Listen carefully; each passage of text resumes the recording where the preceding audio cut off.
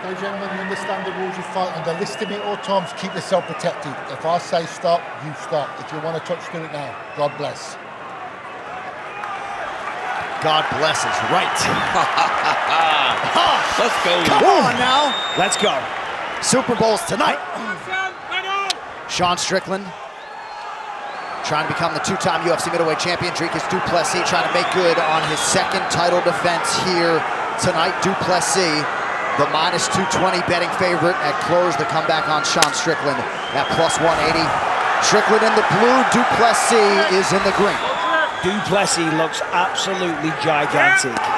The biggest he's ever looked, in the best physical shape. He was 215 pounds on Tuesday. And with all that extra time, he got back up there.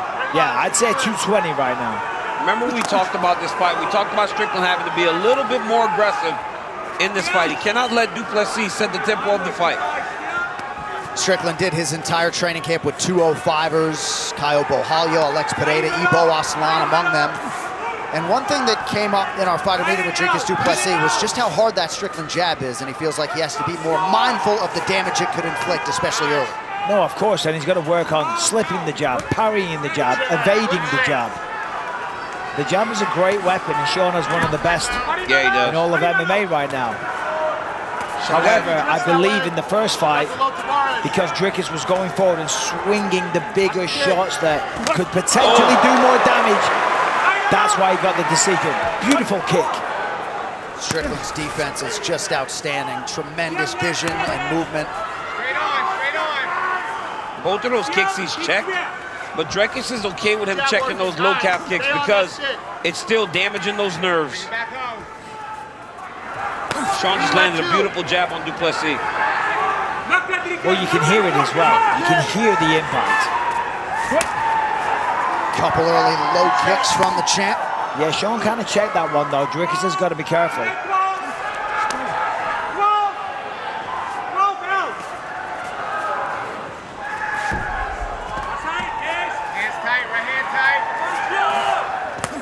Du Plessis 1-1 in his career rematches, all outside the UFC.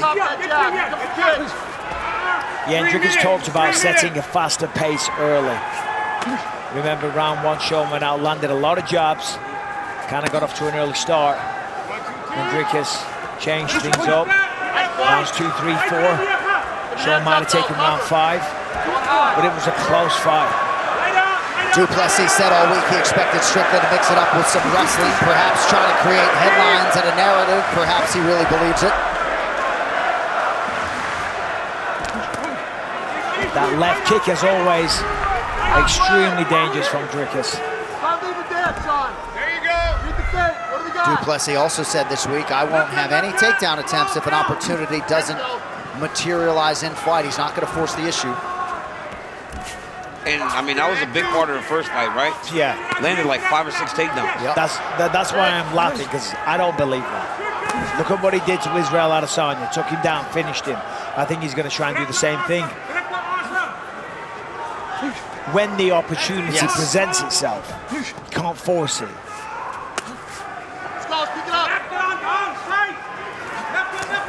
Strickland attacks the body with success. Nice attack by Du Plessis.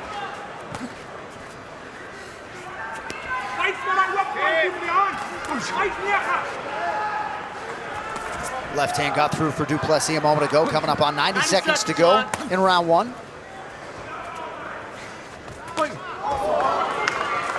That's about the 3rd time he's thrown that left kick, and they're kind of barely touching Sean Strickland. Strickland attacks to the body. There's that Strickland jab again. Right back.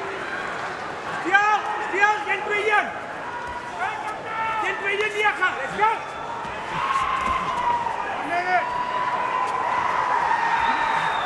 I mean, Du Plessis attacks you at such different angles, and then he just kind of stops mid-attack. I haven't seen many guys start an attack and then mid-attack just stop. Right. I know what you're saying, but the thing is, they've spent 25 minutes in the ring together. Yeah. Went to a decision. Dricus finishes most people. He was black and blue after the first fight. Yep. So you know you can take their best shots. but you also know they're very dangerous and there's severe consequences. But you are correct. He kind of sets off and then stops, second guesses it.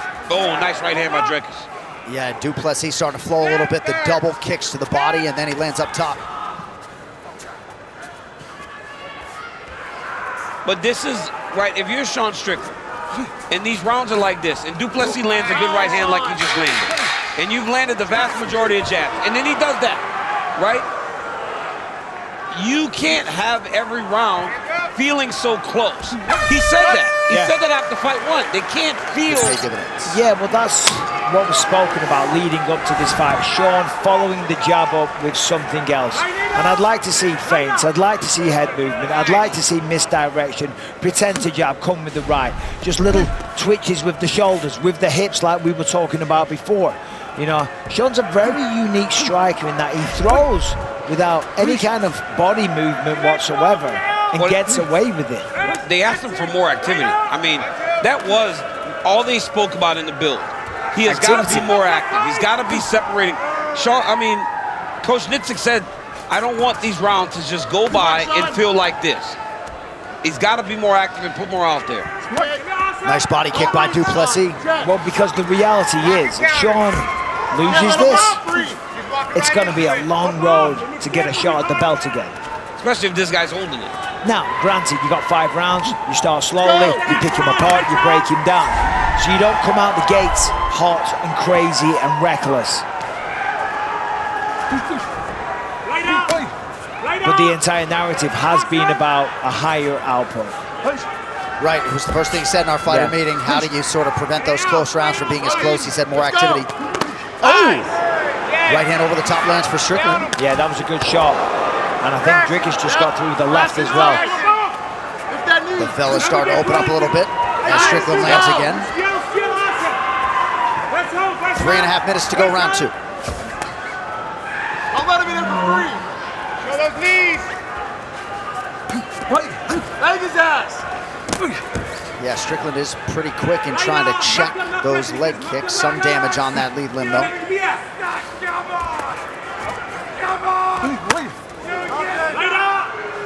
Kick heavy attack from Du Plessis, as we've come to expect. So many kicks. Nice jab there by Sean. Let's go. Good counter right from Strickland, sorry, Mike. No, you're fine, John. Some blood maybe coming from the mouth of Sean Strickland. Nice jab by the American. Yeah, that was a couple of nice hooks a second ago from Strickland. Left hook, uppercut. Little right hand down the middle by Strickland. Halfway. Beat the dance, Sean. Stay on the pace. But he's got to stay on the pace. I mean, coach is yelling it too. Oh, nice jab by Dricus. Looks like potentially a cut on the bridge of the nose of the champion here. When you look at Dricus against Israel, there was a lot of rushing forward, swinging wild hooks. In the first fight against Sean, there was as well. So far, very measured. Yep. We aren't seeing any of that. I think that's because he doesn't want to run onto a jab. 2 minutes. If he can turn it into this, right, where they're going tit for tat, and then he can explode at the end of the round and do this, he's got to feel pretty good. Because right now, Sean has landed a couple good combinations, but he doesn't seem to throw as much as Dricus does. Yeah, that was a nice inside low kick. I am surprised, though, we haven't seen a single takedown attempt. Oh, skimmed him. Yes, exactly. Perfect verb. 90, let's go. 90 seconds here to go in what has been a competitive back and forth round 2. Very good round 2. Yeah, very close. Just kind of like the first fight, you know? Yeah.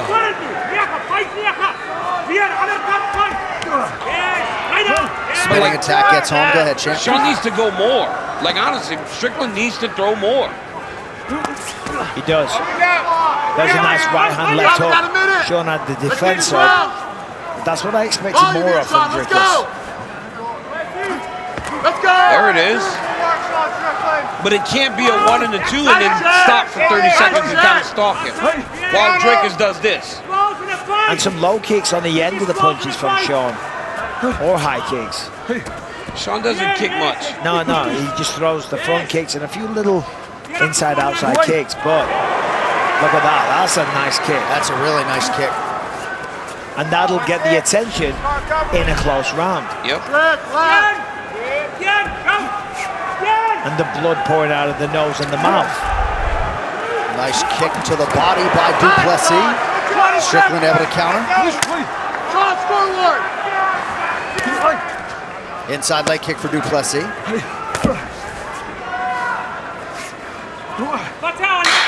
So at least to this point, seems as though Du Plessis has just done a little bit more in both rounds 1 and 2. Nice shot to the body. Yeah, hard job. But I'm not a judge. It's more likely swaying towards Du Plessis. When you feel that you were robbed the first time, you get the opportunity to right the wrongs. You train, you fly back to Australia. I mean, it's easy for us to sit here and say you've got to take some chances. And we've never been hit by Dricus. Yeah. Right? You don't know what Dricus did to get the respect that he has. And maybe it was the takedowns. Good shot. Don't let him in there for free. Another body kick, that one to the back by Du Plessis. Don't chase.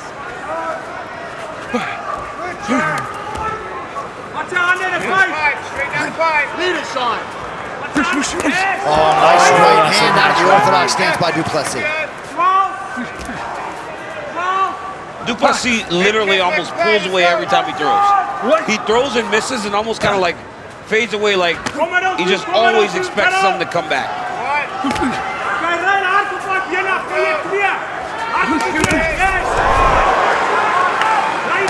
Let's counter.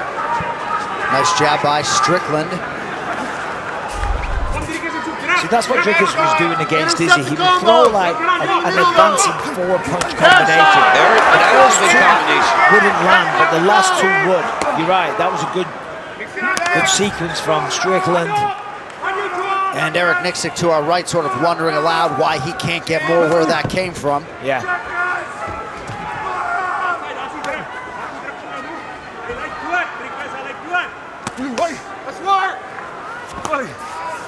Good head movement by Strickland. Well, Strickland's very defensively sound. I mean, I've sparred many, many rounds with him back in the day, and he's a hard man to hit.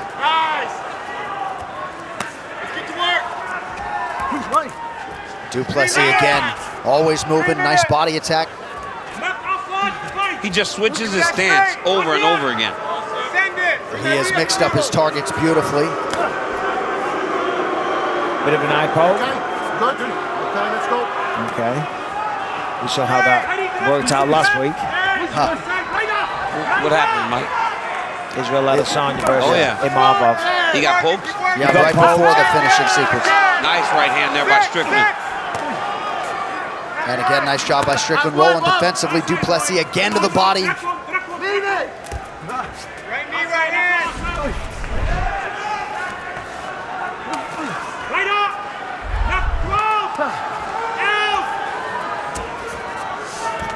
Oh, that was nice. And nary a flinch from Strickland after a beautiful. I was going to say, you got to respect the chin on the guy. I mean, he just ate a flush, spinning back fist. No reaction. No reaction. No reaction at all. And then he took 2 right hands right after. The head didn't even move.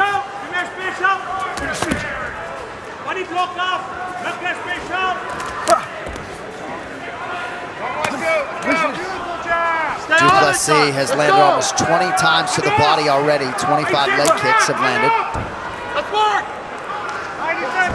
Yeah, according to the unofficial numbers, he's slowly but surely pulling away.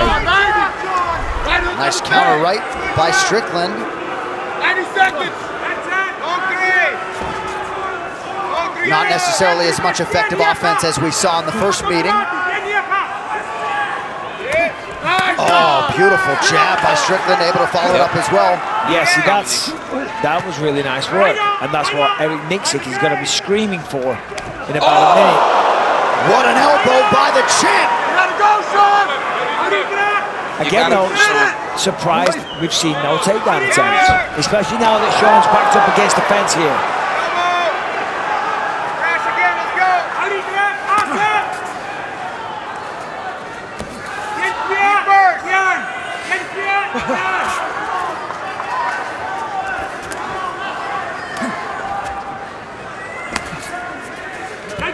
pretty significant strikes landed by Du Plessis in this round. Still could be anybody's score with 30 seconds to go. Yeah, Dricus has got to be careful. He ate one there, and he's kind of there it is. looking at the ground a lot of the time when he's coming in. He's dipping the head. Strickland has landed some good shots at the end of this round. Yeah. And you can see that when he throws, he can land. And there it is. Boom. Gets it, but Sean straight back up. And that's probably why he hasn't shot yet, because he doesn't want to waste his energy. Right. That takedown will not factor in the scoring. An effective striking round, that third one. All right, 15 minutes down, potentially 10 to go. These men are now 8 rounds into this rivalry.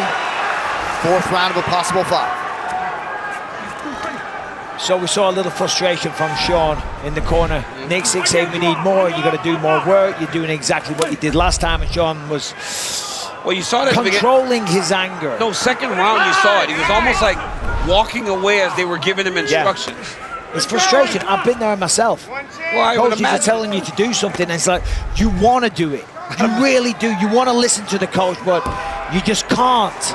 So you get angry. Could you imagine how hard it would be to fight this guy? I mean, look at that. Dricus is in the front of him, switching stances, dipping his head, throwing shots. Every time he tries to attack him, he throws a spinning attack. Like, it's hard to fight. Yeah, no, it is. But it's what makes him so special. And I would submit to you, Sean Strickland's a challenging, tricky guy to fight as well. No, he is. He's very, very old in his own style, in his own way. Neither are the most conventional of strikers. Yeah. But they're both very effective. That's a good shot. Yep, one of the more significant strikes. And that rearrange shot Strickland's nose. That right hand might have broken Strickland's nose. Yeah, he's in a bad way. Drake is on him now. Oh, it's bad. His nose is broken. Du Plessis has landed a seminal blow. He's on the back foot. Yeah, Sean. This could be it. Blood is gushing from his nose. Oh, it's just leaking. Yeah. And Dricus senses it, but he's still got to be careful. Sean's going to be very defensive because of the nose. Look at all the blood. Oh, man. That's as bad a broken nose as I've seen in a long time. And again, and it's very painful. Yeah, he can't take clean shots. No. You cannot take clean shots. You don't even want to wrestle, because if you wrestle, you're going to drive the nose into the body. It's really bad. Yeah, this is a terrible situation for Sean. This is what we signed up for, though. Du Plessis getting a skosh reckless here, maybe trying to take advantage. Under 3 minutes here, round 4. Exactly. And he's got to be careful. The best form of defense is attack. It seems like the bleeding slowed a little bit. Is that what you're seeing, Chip? Yeah, when it first started, it was like spraying out. Now, it seems to have settled a little bit. Yeah, Sean's started to fire back now.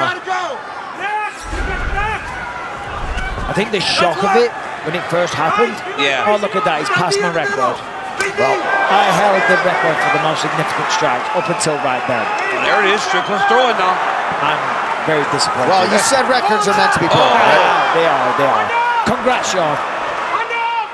All right, 2 minutes here to go in round 4. Some definite adversity for the former champ, Sean Strickland, fighting through it as we've all come to expect.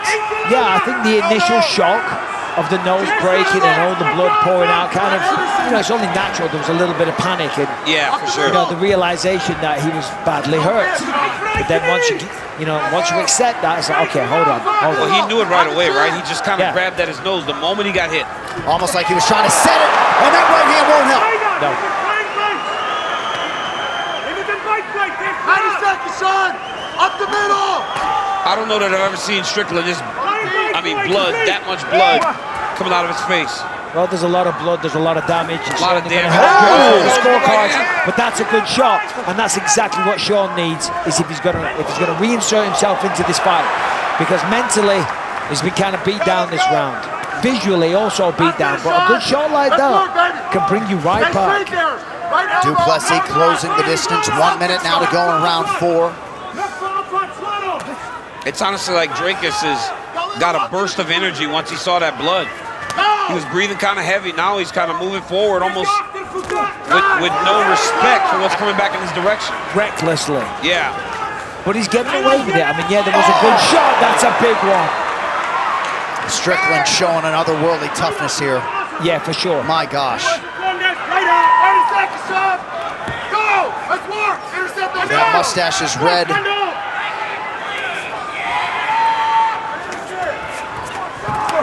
Du Plessis over the top. 2 minutes awesome. 2 minutes awesome. 8 goals. Awesome. Short time, Bob. So Du Plessis landed just 26% in that round, but one of the more significant strikes of the fight, potentially breaking Sean Strickland's nose. These two fighters, fifth and final round to decide the rematch for the undisputed UFC middleweight title, Dricus Du Plessis and Sean Strickland. Well, it could be 4-0 Dricus. I think it is. Yeah. It could be, yeah. And Eric Nitzik told him, you have got to go. Well, Sean needs a finish. That's obvious. Well, and as Dricus said, not forcing the takedown because the striking has led the way. He's got one takedown this whole fight. That's nice. Good double jab. Push low there. You gotta believe, Sean. You gotta go right in the middle of that Du Plessis to combo. the body, then lands the jab up top. We'll see if Strickland can go for broke. Stiff, rock hard jab from Sean Strickland.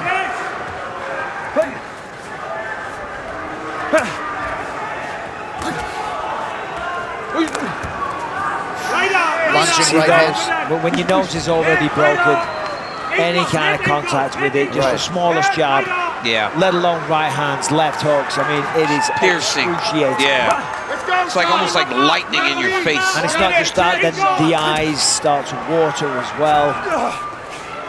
The vision's blurred. It's just a terrible place to be. But hey, fair play to Dricus Du Plessis. Pretty good 1-2 by Strickland, 3.5 to go. Sean's going to have to up not only the tempo, but the ferocity of which he's throwing. You know, but there you go. That's better. He's got to find a little bit of nastiness in the shots. If you're Du Plessis, are you gonna get on the bike at all? I mean, he's not sitting on the lead, he's aggressive. Nah. That's not what he does. Dricus wants to finish him. He wants to put this to bed once and for all. He never wants to hear the name Sean Strickland ever again. He wants to prove, you are not my equal. Yeah. So you ain't gonna get on the bike. That's what it felt like whenever we left Canada, right? Like we were watching two guys that were pretty even, but if you're watching tonight, man, it looks like Du Plessis, he really has separated himself in a year from Sean Strickland. That was nice. Let's go, Sean. Could you imagine Sean got him in a guillotine right there? Because Sean's got great jiu-jitsu. We just never see it. Yeah, he does. I'm telling you firsthand, I've rolled with the guy and he called me with some very tricky stuff. Got some nice sweeps. Du Plessis to the body. Champ continuing to lead the dance here, coming up on 2 minutes to decide the middleweight title. Du Plessis is so good also because his cardio is amazing. Oh, that was a good jab there by Strickland. His cardio is amazing. He's huge. He's got good power. He hits you from all kind of different angles. He's special. He really is a special fighter. He talked to us about hiring a new conditioning coach 8 weeks pre-Robert Whittaker, and look at all the results since. Yeah. Well, his conditioning is not a factor because he's swinging with everything he's got. Look at the blood pouring out of the face of Sean Strickland now. There is a constant stream. Because Du Plessis has landed on him multiple times in the 5th round. Du Plessis to the body. Gotta think Dricus is going to be very satisfied with the improvements he made in this rivalry. The crowd, some of them are booing. They don't understand because I've been in there with Sean. He's very hard to hit. Yeah. You know, it's a very weird, unique style, and it's hard to put into words. Well, he kind of fights in that shell, right? His left arm is kind of bent. But it's not just that. Oh! He's very upright. He's very straight. He's got quick reflexes and instincts, but it's just unusual when you're in there with him. Because Dricus is trying. Dricus is swinging, going forward. Right. Yeah, Du Plessis not at all resting on his laurels in this final minute. Still throwing all sorts of long-range weaponry. And big 5th round for the champ. Show him with the uppercut there. 30 seconds, Sean. Sean's got to go for it here now. Yeah, the only round in which Sean Strickland got the better of the numbers was round 4, and that was the nose. Correct.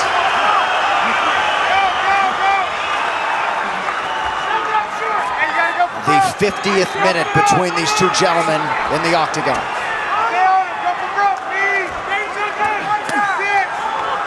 Good right hand by Strickland late, but it is just that too little too late. See, that was nice. That's what Eric would have wanted more of throughout the fight. All right, so the rematch goes the distance. Dricus Du Plessis and Sean Strickland forever linked. But all indications are the path to middleweight gold still goes through South Africa and the South African champion, Dricus Du Plessis.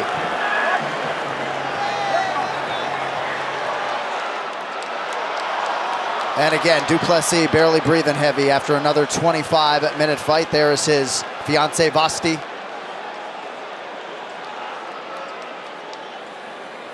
No, you were awesome. Congrats. All right, let's take a look at some of this. Kind of a shutout by Dricus, although Strickland did have some big moments, but those head kicks, they were paying dividends throughout the fight. Went upstairs to the head, to the body. Of course, Strickland landed some jabs, following up with the right hand on occasion. Lands nicely there.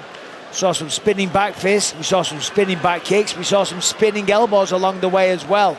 Dricus really emptying the tank and showing a lot of variation, and that's the shot that broke the nose. Look at the immediate reaction from Sean Strickland. The nose is bust. There's a body shot. Here's a head kick, foot to the face, blood all over the place. Ladies and gentlemen, after 5 rounds, we go to the judges' scorecards for decision. The judges score the contest 50-45, 50-45, and 49-46 for the winner by unanimous decision, and still the undisputed UFC middleweight champion of the world, Dricus Du Plessis. All right, y'all, been over the rules already. Protect yourself at all times, obey my commands at all times. Touch gloves now if you want. Very well.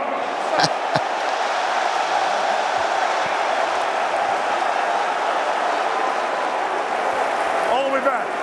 Back. Buckley, all the way back.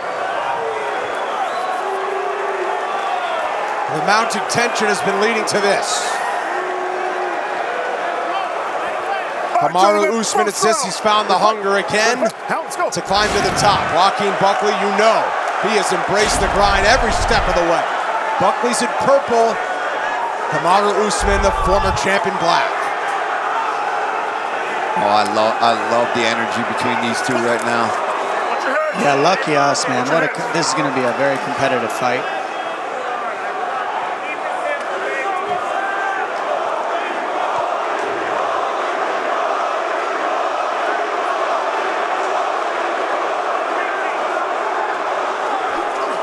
Great timing. And this is what Buckley hasn't felt, is timing and grappling like this. It's real. The timing was perfect. That was not a hard takedown for him so far. Let's see if Buckley can create the space, because it's a lot of energy to keep Buckley here too. So in his 6 previous fights at welterweight in the UFC, Buckley has not been taken down twice in a fight. 2 different fighters have taken him down once. Usman gets one in the opening minute of this one. Yeah, right away. They're very dry. No, not slippery whatsoever.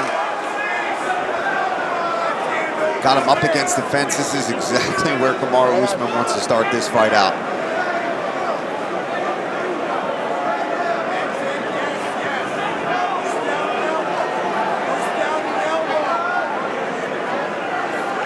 Now we'll see if Usman's aggressive with position into submission attempts, or if he's just going to try to grind on him He'll certainly try to take the steam off of some of those crazy strikes that might come the way of Buckley when they return to the feet. Yeah, I think that's exactly what Kamaru wants here.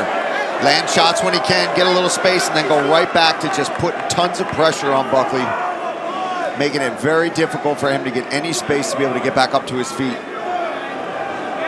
What you're seeing now is a wrestling accolades of Kamaru Usman on top of Joaquin Buckley, who hasn't really felt this kind of pressure in the wrestling. I mean, he might have in practice, but not in this octagon yet in the UFC, not like this. And you could tell because he's flat on the back and he's squeezing and he's not really trying to dig underhooks and he's not getting his legs involved. He's flat on his back. Kamaru's blanketing him perfectly with underhooks, reaching over the head and keeping him tucked into the corner of the fence. Exactly where Kamaru has won many championships, is this position right here. Rinse and repeat for 5 rounds. Buckley now to a seat and now to a knee. Nice job. Kamaru just pulls the hips right back out. Nice elbows over the top here from Usman.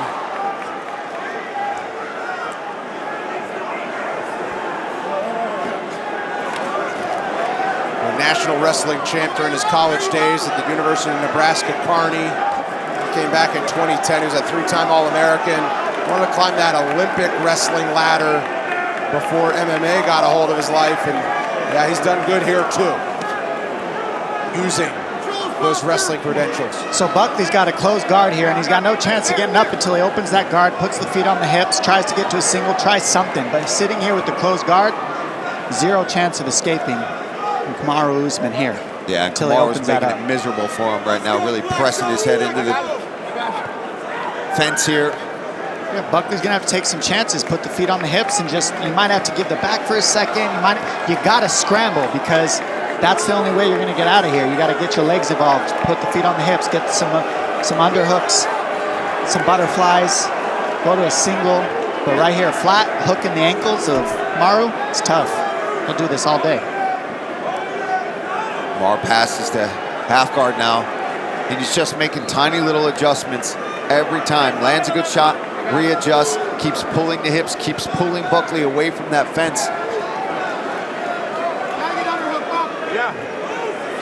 So it's a dominant first round for Kamaru, but he still has to get Buckley down again in the second round. And there's some blood coming from somewhere. I think Buckley's got a cut above his right eye. A lot of elbows from Stunning Usman. ground and pound from Usman. 30 seconds to go in the round. There's been dominance for the former champ. Purely.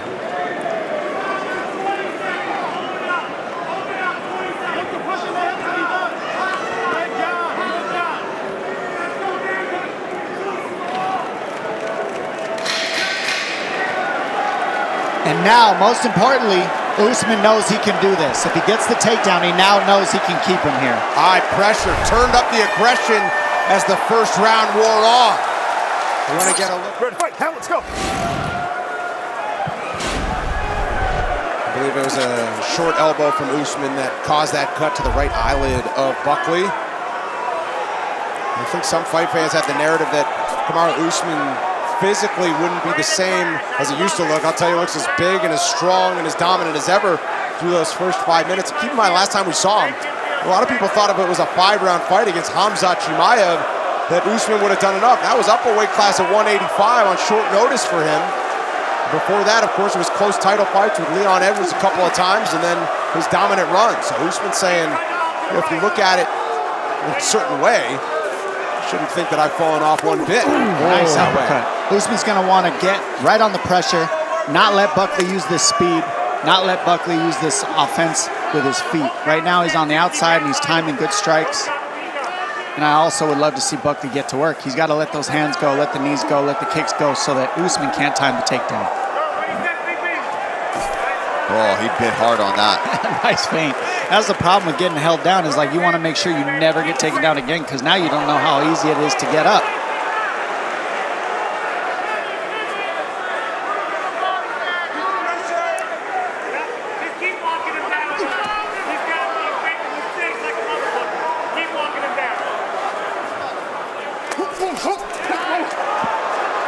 Combination for Buckley.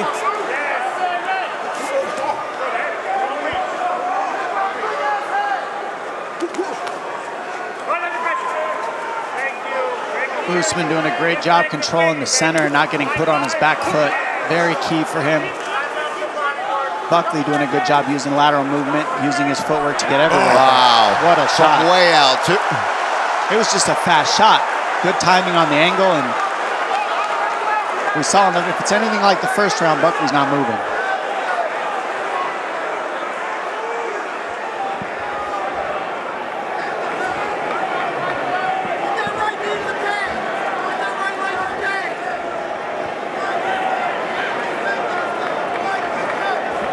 Right back to where he left things in that first round. He's mounted now. Yeah, now he's creeping up.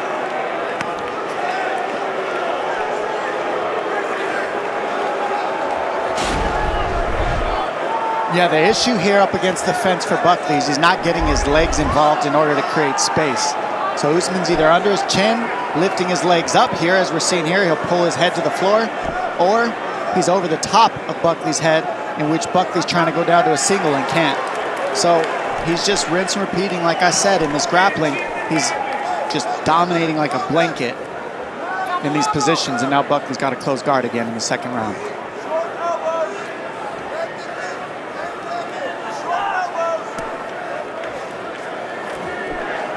And Usman busy on top. Yeah, that's the thing. Look at how he's keeping busy. Look at how he's trying to pass. Look at how he's in half guard. He's not just staying, squeezing.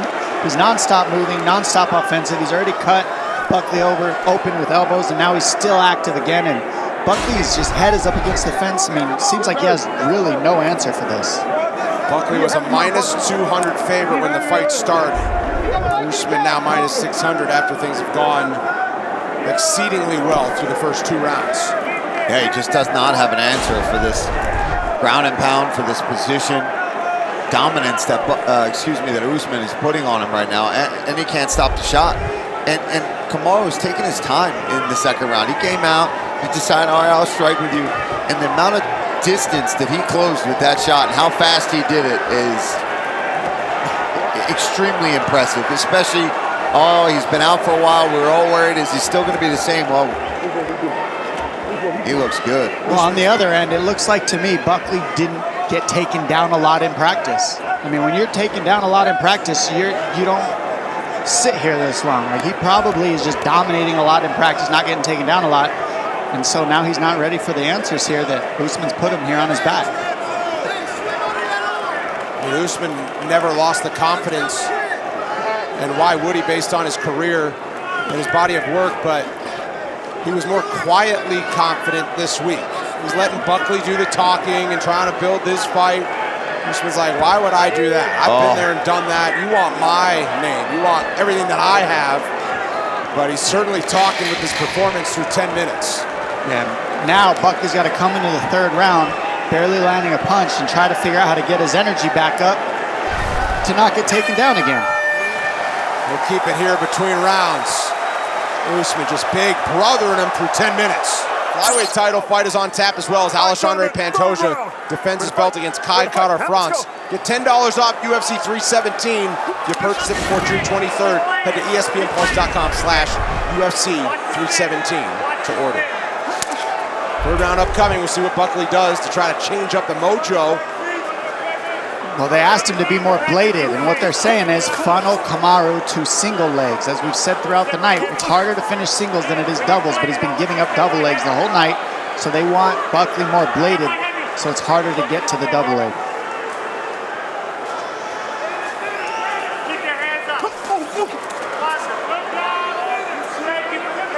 I think that side kick for Buckley is a good idea too. Keep launching that side kick out there. Maybe to the front knee. Nice kick. He's got to threaten with knees. He's got to threaten with something coming up under the middle. Counter left for Buckley as he slid off to the side. And anytime this fight's here on the feet, Buckley has a shot to land a punch, something creative, and get it out of here. But he gets put on the butt again, it's a problem. We've seen that. Yeah, he has. I mean, so far he really has shown that he does not have an answer for it.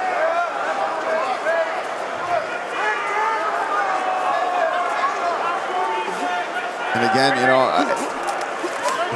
Buckley is extremely dangerous, but I'm not sure, like, who's he training with for wrestling for this? Who are the training partners? It's a very tight-knit team, Buckley, but he's not on the training mats with a lot of other UFC stars. Yeah, he spent a lot of time here in Atlanta, he said. Well, if you're not getting taken down, if guys aren't beating you in practice, then you don't get put in those positions. That's what it looked like. Maybe guys aren't taking him down the way Kamaru has, but this fight's on the feet right now. Buckley's in the fight, but the fight is on the feet. This is exactly where he has got to keep it. He has got to try to hurt Kamaru. There's a lot of fight left. I mean, the good thing for Buckley is he doesn't seem overly worn out. He doesn't seem defeated or mentally broken at all from being taken down and controlled so far in this fight. Not at all, because he knows the fight's got to get back to the feet. Each round is a new fight, and this is what Buckley can do. There we go. That's what he needs. Best connection so far for Buckley. But now, again, he's got to defend this takedown, and he can't. He's punching on a single leg rather than defending the single leg, and that will never work at this level against a champion like Kamaru with the wrestling that he has. You have to defend the problem before you start trying to punch when it comes to those singles and those doubles. Get on the hands. Third most takedowns in UFC welterweight history with that one for Usman. And he's only needed one per round. Got one in the first, kept it there. Same in the second. We'll see what he does with 2 minutes on the clock. On his third takedown in 4 attempts. Yeah, I don't see things changing here. Now he's lacing the legs, sliding into mount again. Why would it change now? You know? He's got great fight IQ, and he felt Joaquin Buckley's best combinations of the night. So, from my experience, when I see these positions, this Buckley looks like a guy who just hasn't been put here by his teammates too often. Maybe the guys he's going with, he's just too good, and they don't put him here. But Kamaru found a hole. And the bottom line is, from this fight, even if Buckley walks away, gets a knockout, finishes his fight somehow, people are going to see this. And this is part of being champion, is when you're at the top, they make adjustments on stuff like this. And now you got a whole ladder of guys seeing, oh, okay, let me try this. And that's what's hard about staying on top, is people start making reads. And Kamaru has been here for how long doing this, and it's not stopped right now. And this is where Buckley, now that he's got a tiny bit of space, this is where he's got to go. Kamaru all over it, though. He's got to a knee, and Usman's just leaning on him, making him carry so much of his weight. Buckley's like, get off of me, bro. He knows they're going to start back on the feet next round, though, so better believe he's going to be looking for that knockout at the beginning of the fourth. No question. Buckley's still in this fight. Just doesn't quite have the technical answers when he gets stuck down in this corner. At a post, he's back to a knee, and Usman says, no thank you. And now Usman over into mount. Short time on the clock. And some more thudding strikes from the Nigerian Nightmare, who's making it just that on Buckley through 15. There you go, good job. Discuss tonight's main event and his fighting future. UFC action never stops on ESPN+.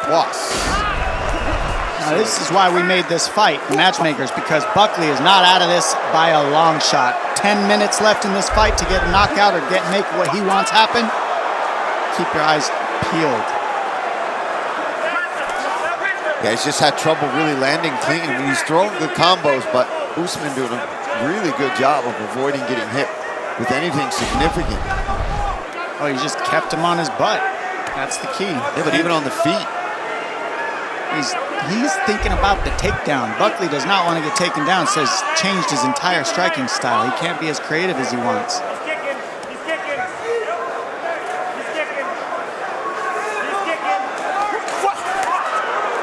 Usman defensively responsible, well out of range of what he knows are going to be some crazy attacks coming from Buckley. Oh.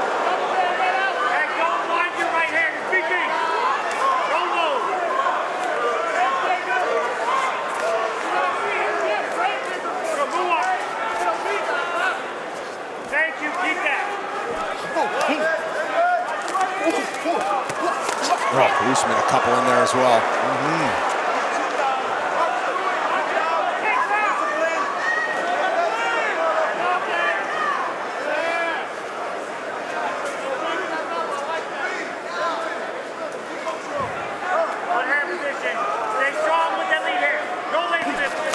Nice uppercut.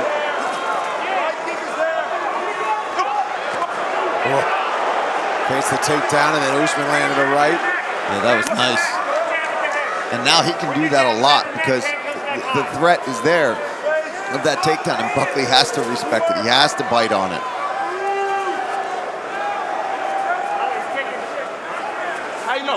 Yeah, see the bladed stance is helping Buckley. That was the right read. Look at the difference in stance. Look how square Kamaru is. Look at the blade. And that helps stop the takedown. It's a clash of heads, I feel like, when they came together. Opposite stances again with Buckley working southpaw. And now he goes orthodox. Halfway through the fourth. He says nice.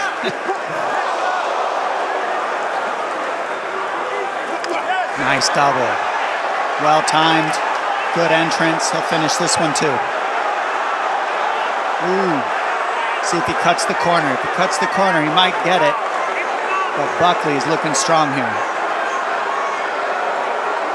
He's going to take a second, get his air back, because he's got his hands locked, it looks like almost. So he's going to take a second, and then once he gets his air back, he'll explode. There it is.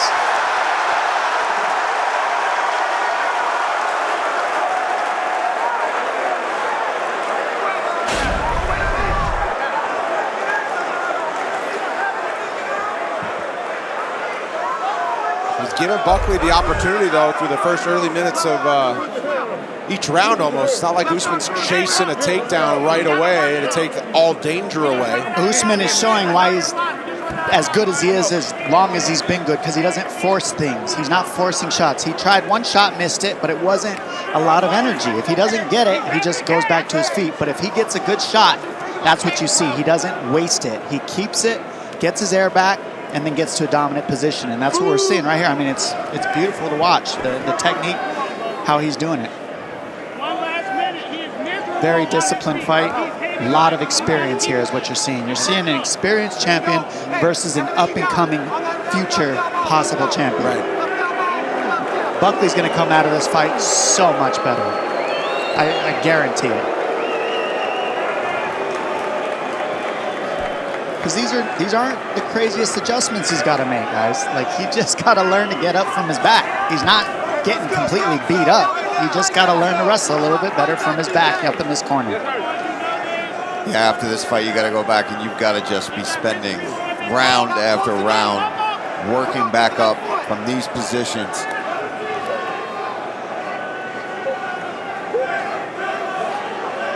Look at the hand control that Kamaru's implementing here. That's the key. Wrestling 101. Hand control first and then deal with everything later. And Kamaru is just dominating in the hand control, the leg control, the top position. Look how he's over the top of the head. Good job, guys. Great job. Final round upcoming. Final round. You ready to fight? You ready to fight? Handle, let's go. I'll let Mike Beltran do it. Final here. Joaquin Buckley, you heard the advice of his corner. Oh, 5 minutes. What he needs. As long as he does that, he gives himself a good chance. He just needs to get crazy offensive in this fifth and just let it all hang out, because he's already down 4. So just let all your offense go. If you get taken down, oh well, because he's dangerous.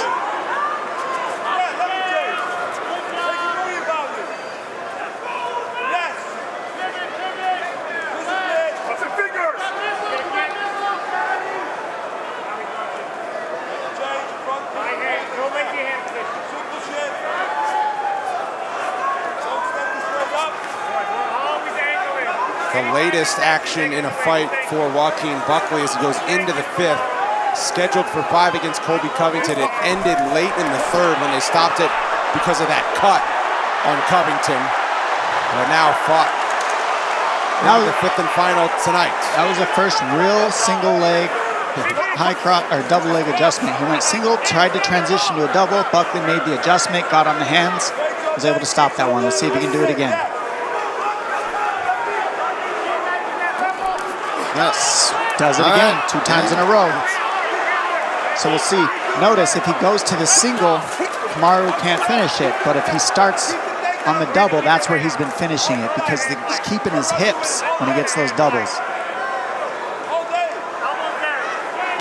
Oh, that was a thudding jab from Usman.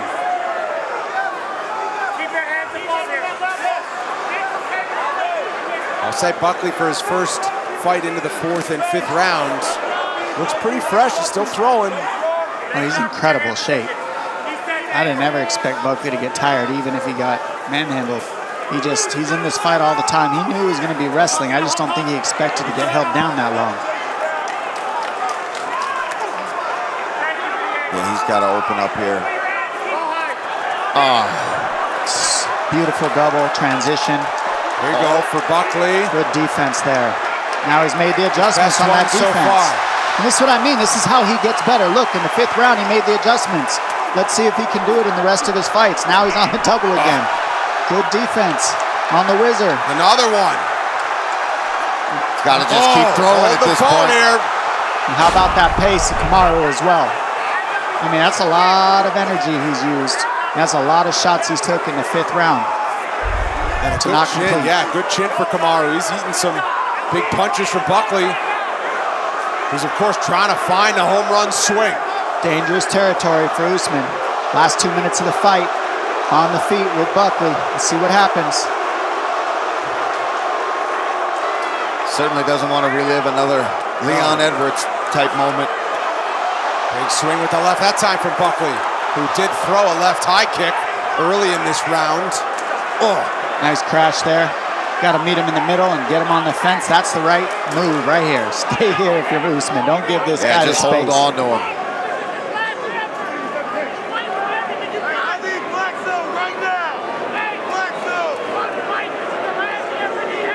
90 seconds left in the UFC's return to Atlanta. First time since April of 2019. We brought 3 former champions tonight.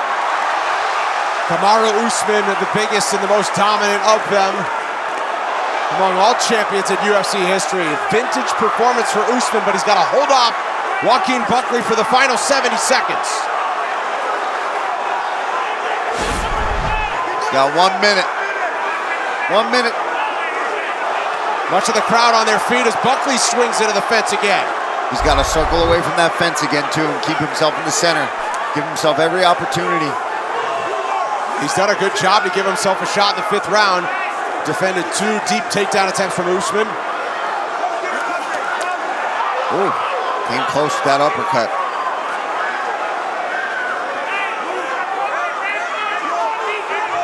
Nice angle there. 30 seconds left. The straight left gets through for Buckley, and now 4-punch combination. Oh! See, big left hook that time. Buckley is forever dangerous on the feet. And every fight, every round starts here. Usman trying to get his feet back as he skips and retreats. 15 to go. Buckley swinging for the bleachers. Final 10 now. What an awesome fight these guys made for us. Buckley can't be too patient here. And there's the final horn with Buckley landing one right at the end. Massive respect between these two. Usman let us... Well, fight fans, after 5 rounds, we go to the judges' scorecards. Here are the totals. 49-46, 49-46, and 48-47.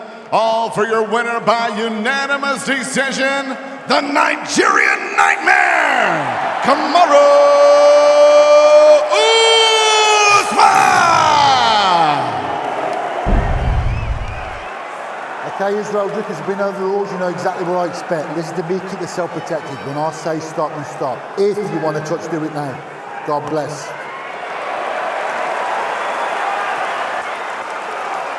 Nothing else needs to be said. The words now give way to the action. Oh, I'm pumped for this fight. There's an undeniable anxiousness, so I would think, for the entire MMA fan base as they get ready to watch a fight of this caliber and this magnitude. UFC Undisputed Middleweight Championship Dricus Du Plessis, the incumbent. Israel Adesanya, the challenger. Round one is underway. Special shorts on both sides, black and gold for Adesanya, the green for the South African champion, Du Plessis. The energy in this place is crazy, man.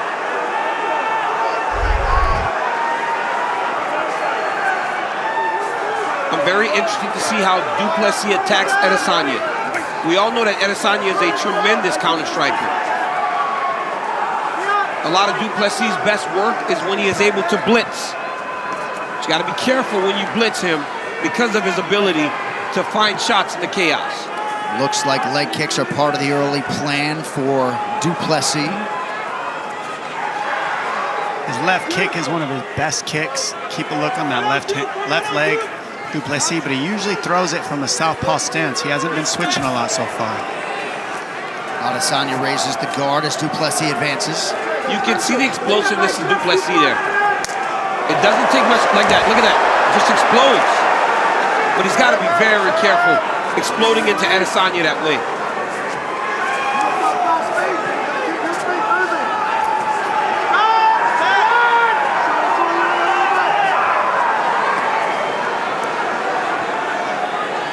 Izzy picking up reads right now down. Just all those feints, kind of trying to see how Du Plessis planning to approach the fight. Ooh! Good body connection, or so it appeared, by Adesanya. Now Du Plessis returns fire. Yeah, Izzy's trying to mess up the range of Du Plessis by switching stance and keeping the feints going. It's hard to find range on somebody that's doing what Izzy's doing right now. Look how far out he keeps that lead hand. It's because he's so long, too. Because he's so long, he can just kind of pop that jab on you whenever you're trying to enter. Looks as though Du Plessis has already been cut on the forehead. Nice leg kick by Adesanya.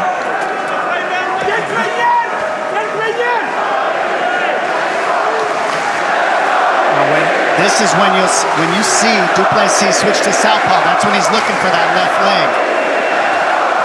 Nice job by the champion to get that kick to the body as we come up on the midpoint of round one. The crowd in Sydney last year was not necessarily behind Izzy against Sean Strickland. He certainly has the crowd tonight. Hold on, hold on, hold on! That's it, hold on!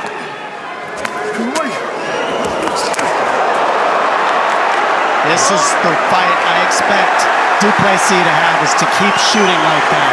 That won't be the last takedown attempt we see out of him, especially against Izzy. And I'm being told it was a knee, excuse me, Dom, from Adesanya that opened up the cut on the forehead of Du Plessis.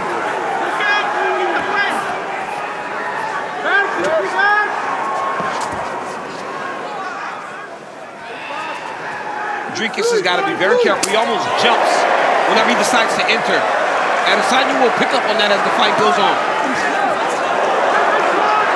Good left hand offering by Du Plessis after Izzy landed to the body. Izzy threw a body kick earlier that landed real clean on Du Plessis. Now, the one thing Izzy can count on is that Du Plessis will fight at this pace the entire time.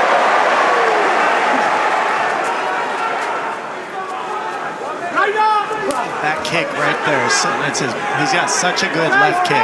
He doesn't throw his right one a lot, but that left one he sets up really well. It's going to be very important for him to kick. Oh, nice right hand. Yeah, that's a good right hand from Du Plessis, and then back to work with the left kick. Adesanya shakes off that attack from Du Plessis, but again, attacking that lead leg. Du Plessis does a good job of fighting from both stances, too. He switches really good between southpaw and conventional. And that's what we haven't seen people able to do a lot with Izzy. Du Plessis is able to match that energy with the stance switch.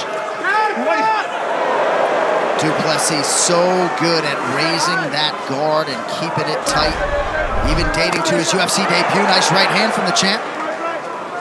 That is a fast kick. Yeah, that kick is lightning. I mean, he's so good with it. And he hides it because of the stance switch. Oh, nice body shot. Beautiful shot. You can see Izzy doing a lot of work early to the body of Du Plessis. I think this is very smart. Champion advances late in the round, a round in which both men had their moments. What a round corner in the past, but not tonight. All right, here we go, round 2. Du Plessis in green, Adesanya in black. That's a second one of those kicks from Adesanya. Very hard kick, and that's that heavy. Got an immediate stance switch. It flusters Du Plessis to land that. Nice. I mean, the power. You see the power in his punches on that combo. Turning up now, these guys. Yep, starting to pick up a little bit. That was a very measured round 1 and very close. Adesanya hasn't missed when he has attacked the body.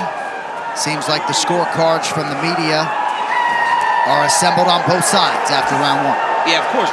It's hard to really get a gauge. Oh, beautiful timing. Beautiful level change in timing, but Izzy seems to be getting right back up. He's got that wizard deep. Let's see if he can defend. Beautiful defense so far. He's not out of trouble yet. Great job by Dricus. Great timing on that takedown. Now Izzy's trying to get back to his feet. Oh, he gets the hook in right to the choke immediately. And this is the style I expected Du Plessis to fight right here. Well, this is smart by Du Plessis. When he went to the choke, Izzy has to go back to his back and really abandon himself trying to get up. And now Dricus has got that wrist caught on the opposite side. The hand control is key. Oh, the hand control from Du Plessis is where he's getting the control so well. Du Plessis trying to find his way under the chin here in round 2. Izzy. That high. Throwing over that hook. Great job by Izzy. Just shifting and clearing that leg. That's big for Adesanya here early round 2. Looked like a groin shot there. Keep going. Mark Goddard says fight on. Nice elbow.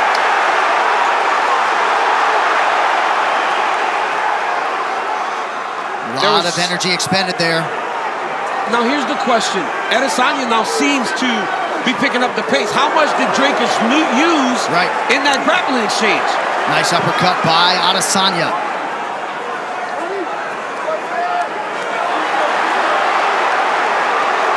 Nice body work by Adesanya there. Oh! Hey. Gets on the shot. Wow. What a fight. And now Du Plessis working right in front of his corner. Adesanya posts.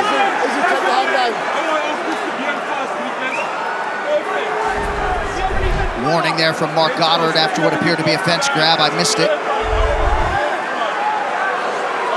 It is so hard to hold down Izzy. Yeah, it's hard to hold him down. It really is. He's still on his way up. But that's why these kickboxers have gotten so much better. Yep. Because even though you take them down, they do a good job of getting back to their feet. Yep.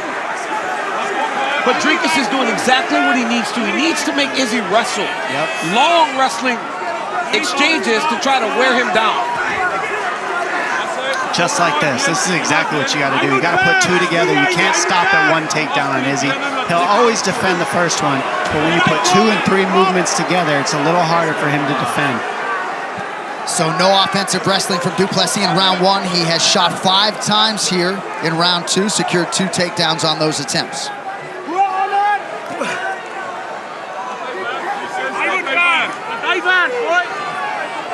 Izzy's got to attack the hands if he wants to get away from Du Plessis here. He's turning, but he's allowing Du Plessis to keep his hands locked.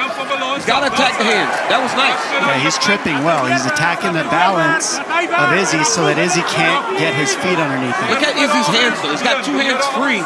He's got to be attacking the lock of Du Plessis. And what would serve him well is with the right hand attacking the front of the fingers of Dricus. 3 takedowns now this round for Du Plessis. Adesanya is upright with under a minute to go. DDP wants to keep challenging the balance of Style Bender here up against the fence, tripping in, taking him, putting him on his hands over and over. Nice left hands by Du Plessis. Again, this man all offense all the time.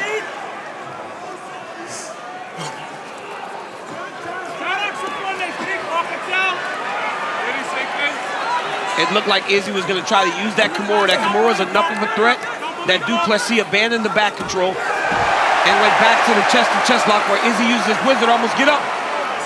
But Du Plessis right back on that leg.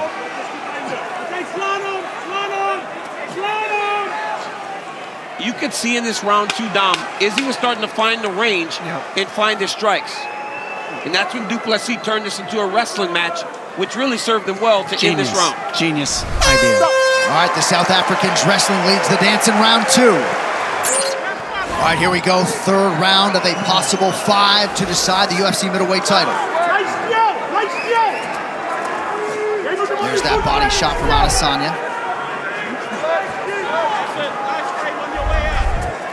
That last part of the round got a little bit too wild to serve Adesanya. All that rushing and exchanging is better for Dricus, because then Dricus can get to his wrestling.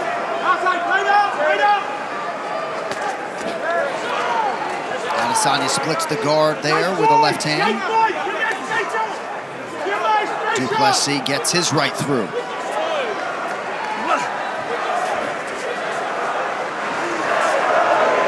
I feel like Dricus might even sleep with his hands up here, right? Covering his face. I mean, just instinctively, always raising that guard. He's very responsible with his hands. He doesn't drop them. Oh! And that's why you're seeing Izzy go to the body with the kicks and the liver shots like that. Because when the hands are up, that leaves the body open. That'll serve Izzy well to keep digging to the body with the punches or the kicks, so that then naturally Dricus's hands will start to go down if you start to damage him at the midsection. Head kick partially got home for Adesanya. Feels like that body shot got Du Plessis' attention.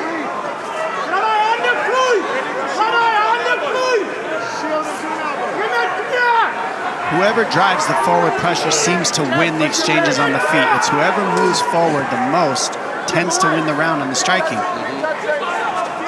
And right now, Adesanya's got Dricus going backwards. Dricus has got to find a way to get going forward again, so that then he can level change and try to get to a takedown.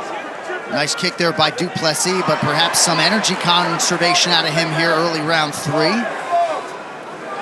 I love how Izzy isn't moving straight back. He never moves in straight lines backwards. He's always curling, and that curl keeps Du Plessis from being able to hit his bursts, his blitzes that he likes so much, because he's curling. Adesanya's doing a really good job of investing in the body right now. 13 body shots, and he hasn't missed when he's thrown there yet. That was a nice right hand by DDP there. Yep, it sure was. Good right hand from the champion. Oh! Beautiful elbow. Didn't see that coming at all. Nasty elbow from Adesanya.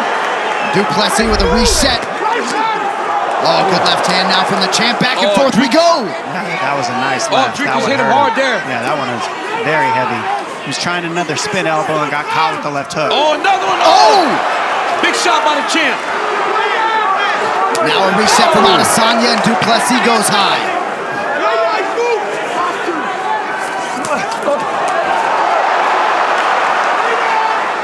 You can see the power of DDP when he throws. He must hit so hard. Yeah, you could see it. He really is like a dog on a bone when he shoots his takedowns. Izzy's dragging him across the octagon. Oh, nice right hand. Big right hand.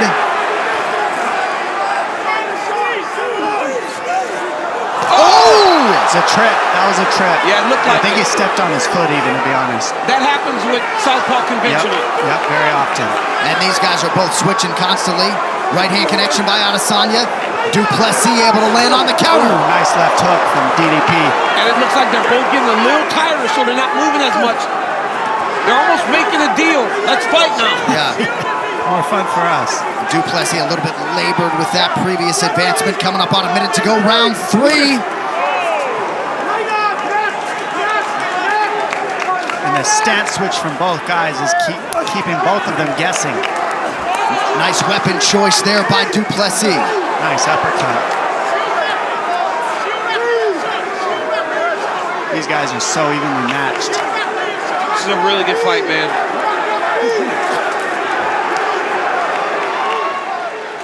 It's so amazing to watch two completely different styles and just be that even. Right hook.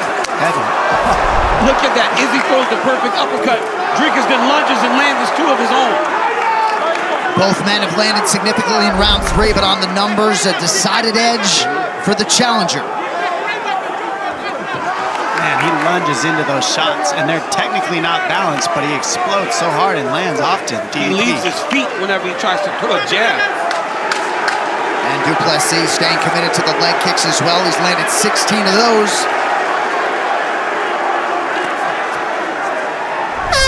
Championship rounds forthcoming. Round 4. The corner of Du Plessis told him the only thing that works is when they got Izzy going backwards. In that third round, Adesanya was able to dictate and go forward, and he had by far his best round.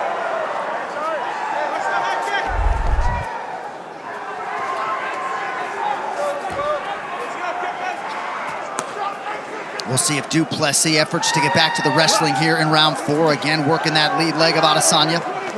Oh, beautiful uppercut. And there's the body work from the style bender. Beautiful sprawl by Adesanya.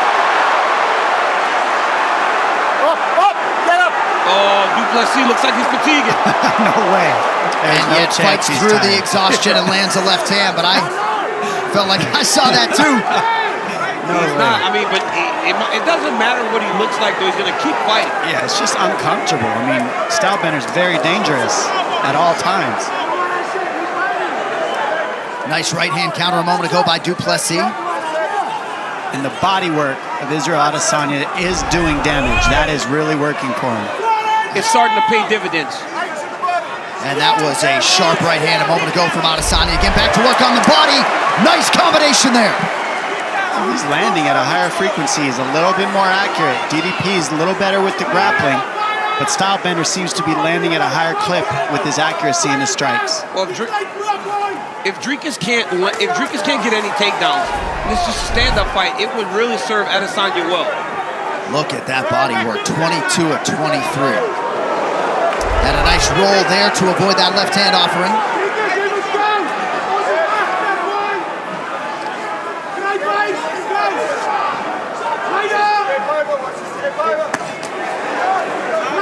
Big land by Adesanya, nice counter by Du Plessis. The adjustment to the uppercut's working really well for Stylebender as well. He's throwing the lead uppercut and the back uppercut, and that's really helping him out. Well, that's how you split that high guard. You come right up the middle.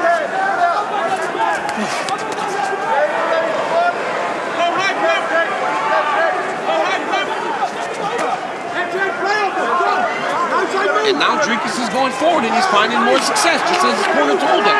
If you're the advancing party, you will find success. You just can't stay back. Yep. The one who moves forward wins the exchanges every time between these two. You notice that in round 2 down. You're like, the guy that's going forward, the advancing guy is winning.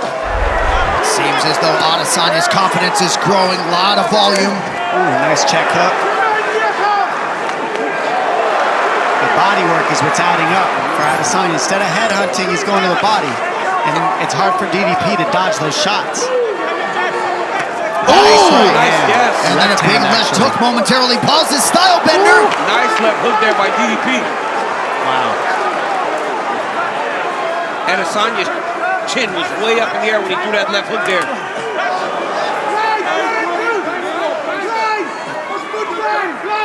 Du Plessis commanding the center of the octagon. Oh, he hurt him with that one bad. Right on the side of the head. Oh, Izzy said, now stand and fight now. A little Max Holloway downward point, big right hand. 3 in a row for Du Plessis. And now drags Adesanya down. Straight to throwing one hook in. Let's see if... Oh, he's got the choke. He's got the choke.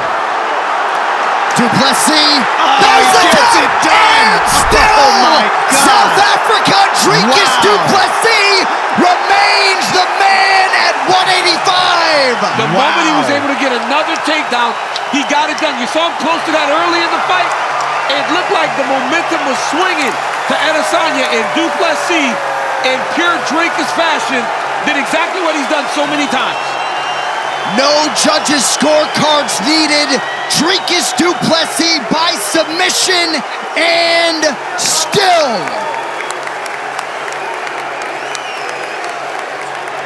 Robert Whittaker, Sean Strickland, and now Israel Adesanya all in the rearview mirror, back to back to back for the middleweight king. Still knocks Dricus Du Plessis. And as a lot of us expected, Dricus Du Plessis perhaps offering up some sort of acknowledgement or apology. Dricus Du Plessis is a classy individual. And man, can he fight. I think we saw DDP hurt him. And that little short circuit, you saw him smell the blood in the water and go after the finish. And genius, he had to see it. Not easy to hurt that man, but he got it done. Right here, you see Dricus pressuring Adesanya. Right here with the jab. Oh, yeah, that was a beautiful left hook. Dom, you're right. That one hurt him more than Izzy let on. Yep. Now this one, it looked like he almost tripped him. Jab, double jab. Oh, another right hook and another. Then he got the takedown. And right away, he jumps on his back, jumps on Adesanya's neck, and starts chasing the shoulder. He almost had this in the second round. Yeah. But Izzy was able to get out. But as you start to get a little more fatigue, it's a little harder to do, and then Dricus forces the tap. What a performance by the champion. I'm telling you, man. I mean, you see DDP drag him down. He sees that he was rocked. Jumps straight for the finish. He knew that he had Adesanya hurt from those shots he landed, so went straight for the choke like he did in the earlier round and sinks it in, gets both hooks in and finishes the fight. That is so difficult to do on somebody like the style bender. And this win really had it all for Dricus Du Plessis. Responded to adversity in kind. He fights so well on it. Ladies and gentlemen, referee Mark Goddard has called a stop to this contest at 3 minutes, 38 seconds of the 4th round, declaring the winner by submission due to a rear naked choke, and still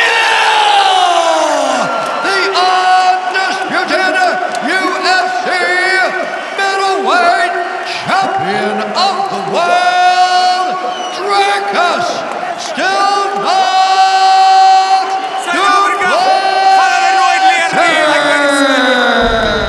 Look at Jorge. Talking to him. Usman is stoic, though. Calm. Ready. Let's fight. All right, the UFC welterweight championship is underway. Jorge Masvidal in the red trunks. Kamaru Usman in the black and gold, as befits a champion. Usman had a beautiful jab against Gilbert Burns, and then he would switch to southpaw and land the front hand jab, his power hand. That's what he finished Burns with. Let's see how quickly he switches his stance tonight against Masvidal, a much higher level striker. Masvidal is so slippery on his feet. He's so slick. Tyron Woodley once called him the best boxer in the UFC. Seems to be attacking that lead leg of Usman early. And just a stand-up round, Masvidal is a handful for anybody, man. Technique is tight. Everything comes from where it's supposed to. Comfortable and confident is Jorge Gamebred Masvidal. And he's tremendously durable. We've never really seen him hurt. Never really seen him in deep trouble inside the octagon. Oh! He just got stung. Nice right hand by Usman. But Masvidal ate it. Usman has a beautiful right hand, man. It doesn't seem fast, but it always seems to land. And he can put you out. You saw him break down Covington with that shot over the course of 5 rounds and put him down and finished him in the 5th. We also have to recognize that he's getting better as a striker. His background is in wrestling. But over the course of his career inside the octagon, we've seen him get more and more efficient and smooth with his striking. And he's been coached by 2 of the best striking minds in the game, Henry Hooft and now Trevor Whitman, as Usman effectively attacks the body there. Usman's doing a real good job with his jab right now. And he's mixing up the target on that jab. To the body, then to the head. Twice now he's landed that beautiful right hand. The heavyweight champ Francis Ngannou in the corner of Kamaru Usman. He leaves for Cameroon tomorrow to celebrate his world title. He'd like to get on that plane, having had his guy come through. You know, Kamaru Usman has such a great high crotch to your left leg that when he dips on that body jab, you've got to respect it and be ready to defend takedowns. Because if you don't, that's what's going to happen. Powerful takedown early from Usman. Beautiful takedown by Usman, got to the body and just exploded into that takedown finish. Now he's in the guard of Masvidal. He's hitting the back of the head here, and Herb Dean's warning him.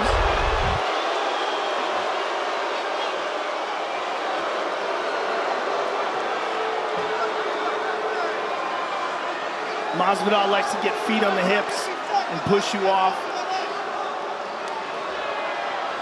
but he's very good defensively off of his back, but he can cut you from this position as well. Yeah, some slicing elbows from Masvidal on his back. Under 2 minutes now in round 1. But Usman's happy here. Usman's fine with being on top here. That was a big elbow Big elbow there by Usman. Because this is his comfort zone in the wrestling. He's on top, he's grappling. That is where he wants to be against Masvidal. Masvidal landed a beautiful elbow right there. Those are hard elbows, and from a good angle for him. And now Gamebred trying to use the fence to get upright.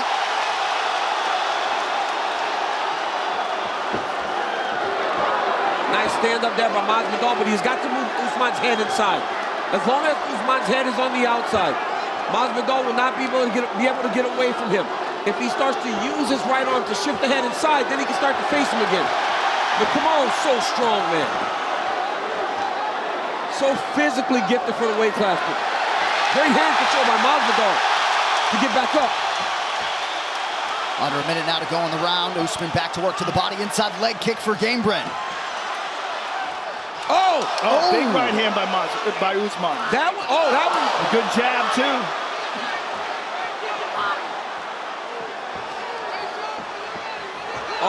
See, and that's where Usman looks a little bit, that's where you can see the inexperience in the striking, right? When he tries to load up, when he's comfortable, and he's letting everything fly, he lands, but like right there, right? You see a little bit of the striking inexperience because Usman loads up and goes wild.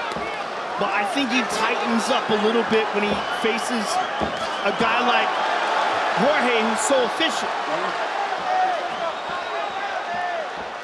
But he's done a good job of landing, right? Usman's landed the punches this round, but there's that knee, appeared to get through. Beautiful knee there by Masvidal.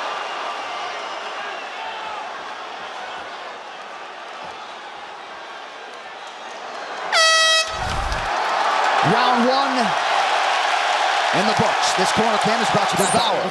Dean Thomas, talk to me, my man. What do you have? Going down to the body with that jab. That jab is going to pay its dividends later on in the fight. Also, too, that's also set up the right hand for him. But be careful with the leg kicks of Masvidal. Usman doesn't have a lot of meat around them legs. He's going to try to use that to set up some shots later on in the fight. So watch the leg kicks from Masvidal. Thank you, Dean. You saw the live odds there a moment ago, a little bit closer than they were at the start of the fight.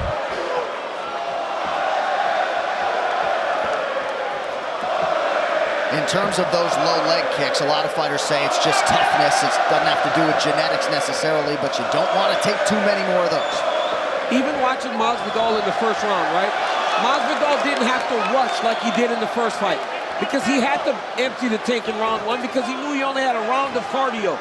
This time he was able to fight through round 1, and he still feels good and confident starting round 2. And of all the superlatives...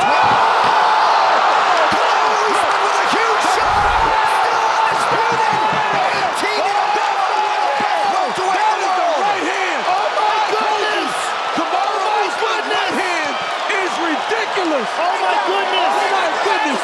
Usman's right hand is ridiculous. He doesn't all in with it. Holy smokes! Oh my goodness! Closed. He wanted that was insane. He wanted closure. Joey got it. That's finality right there. We have never seen that. They can't talk about those two fighting anymore. Usman slept him. The last time Masvidal was finished, it was an inverted reverse triangle choke in 2009. But he's asking right now what happened. He doesn't know what happened.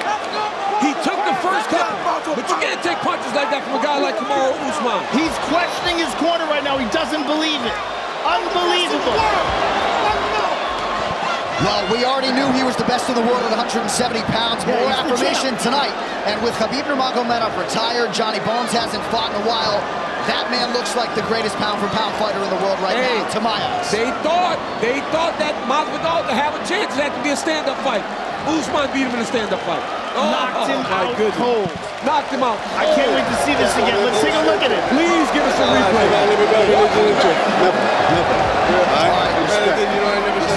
lot of mutual respect between these two combatants, despite the rivalry. This fight replay brought to you by Never Uphold Character since 1872. Here it is. Oh my God. Oh my God. That is so perfect. Oh my goodness. Hey, when it's literally the perfect right hand. And look, he is out completely cold. There's no question whatsoever what happened. Look at that. Look at how limp he is when he goes down. Whole body went limp. Perfect punch. He tried to wake up.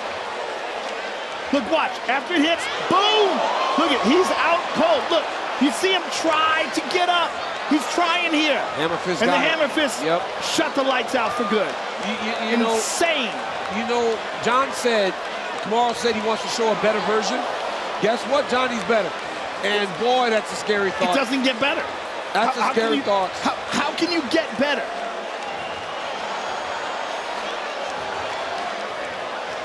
Few grown men there who really enjoyed Oh my goodness. jobs. That was insane. That was insane. Crazy. Insane. And what a night for that team and that head coach, Trevor effing Whitman. Oh my God. Two spectacular knockouts. Hey, we've been talking about... Ladies and gentlemen, referee Herb Dean has called a stop to this contest at 1 minute, 2 seconds of round number 2. Declaring the winner by knockout and still the undisputed UFC welterweight champion of the world, Kamaru, the Nigerian Nightmare, Usman. Inside tonight, Dricus Du Plessis, the plus 265 underdog tonight, taking on that man, the credentialed Robert Whittaker. Du Plessis in green, Whittaker is in black. Here we go. We brought this up before, but we should bring it up again. Du Plessis had his nose fixed, and it's a huge factor in this fight. His nose has been blocked up most of his career. He couldn't breathe out of it at all. Now he got that fixed. Improvements in cardio are going to be huge. For what he has done in the UFC without the ability to breathe, hats off to Dricus Du Plessis. And when you talk about the Reaper Robert Whittaker, you talk about a guy that, if not for Israel Adesanya, we'd be talking about him in historic return. Yes. Because he would have had that belt for almost 10 years at this point. He's beaten everybody else. Let's see if we can continue that tonight against a very game and confident Du Plessis. Nice jab and a right hand from Robert Whittaker. That's what I was talking about the outside. Robert Whittaker is so good with that style, that wide stance, staying on the outside and blitzing forward. Notice what Robert Whittaker's doing when Du Plessis goes southpaw and he tries to enter. Robert doesn't throw a jab. Robert leads with the right hand and splits the guard of Du Plessis. When Du Plessis southpaw, when he goes to his blitz, Rob throws that straight right hand as his first punch. And Robert keeps his hands low so those punches come from weird angles. That Whittaker jab leading the dance early.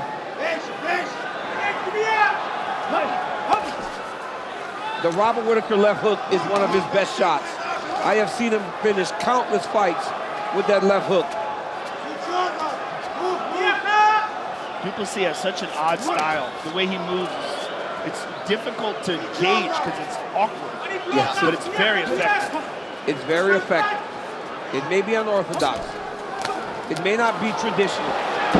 Great takedown. Oh, he's got a guillotine. Nope, no, step right over it. Yep, look at that. Jump to the opposite side. Beautiful job by Rob. Great counter. Didn't play in the guard or anything. He just kicked it all the way to the opposite side. Keep them out. Keep the toes out.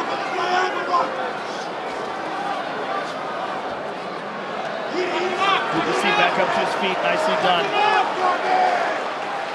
Great job by Dricus using that guillotine to help him get back to his feet. Used the wall beautifully to get back up. Whittaker gives him another thing to think about, though, with that takedown attempt. Dricus is fighting at a really high pace. We have crossed the midpoint of round 1. Dean Thomas, what do you have? Yeah, beautiful job by Whittaker to get that takedown. Not only does Du Plessis have to think about that, but for Whittaker, he got his hands on him. And sometimes when you're fighting an awkward guy, you need to get your hands on him so you can feel him and not only have to try to time what they're doing, but being able to feel him is very helpful. The next evolution of the EA Sports UFC franchise is almost here. Getting ready for the full reveal of UFC 5 coming this September. Visit EA.com/UFC5 for more details. Good combination by Du Plessis. I've played UFC 5. It is good, John. It's really good. A lot of work, my man. Yeah, we worked hard on it. The least they can do is let me play it early. Good knee up the middle by Du Plessis. Du Plessis is absolutely massive at middleweight. Yeah, he is. Good low kick there. And a pretty good right hand on the back end for Du Plessis. Du Plessis' activity is really starting to put him ahead in this round. He's doing a really good job. Whittaker's been much cleaner, but Du Plessis has been very active. Real good job there, landing that calf kick in that tight exchange. Now I see, right? You see the game plan that Du Plessis is going to be overwhelmed. Robert Whittaker, he recognizes and understands. Look at that technically. Yep, he gets to the headlock there. Beautiful. Great job by Dricus there. Looking for a dart. Oh, big elbow from Du Plessis there. Great job by Dricus Du Plessis there. Landed an elbow that cut Robert Whittaker. Good ground and pound. Oh, did he cut him? Yep. You'll be able to see it. Well, he talked a lot in our fighter meeting about his physicality, and he's very big for 185. When you stand next to him, you can't believe that he make the weight. Oh, past the guard. Nicely done. Beautiful job. Looking for the darts again. Yep, Drake is jumping on that dart show. Trying to cinch it up. Oh. Good elbow. Big round. Yep. Dricus Du Plessis. This is huge. Absolutely huge. And that is how you leave an impression on the judges. Check up on all the latest MMA talk for DC and RC. As me and my boy Ryan Clark talk about the sport we both love so much. Find the show on YouTube. ESPN Plus, now midnight Eastern on ESPN2. Prevailing thought is the winner of this fight could challenge Israel Adesanya 9 weeks from now at UFC 293. You can argue that cut on Whittaker might already take him out of a fight 9 weeks from now. Big low kick there by Du Plessis. Oh, high kick by Whittaker. That's a great combination from Robert. He throws that right kick off the right hand.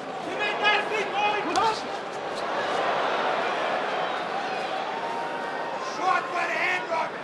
Go roll there. Make it big.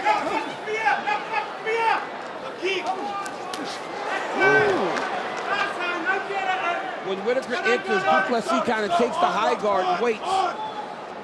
He gets Whittaker to kind of extend those combinations there. They get back to space. Great first round by Du Plessis. Good start to the round for Robert Whittaker. Tonight's social media post brought to you by Diablo Immortal. Slay demons with the all-new Vampiric class. Blood Night coming to Diablo Immortal on July 13th. Beautiful jab by Du Plessis from the southpaw.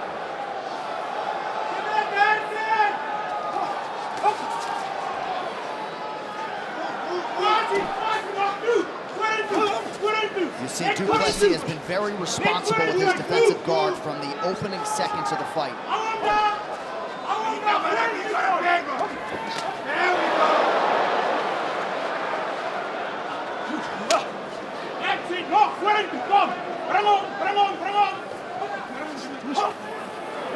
Good left hook from Whittaker there, caught Du Plessis.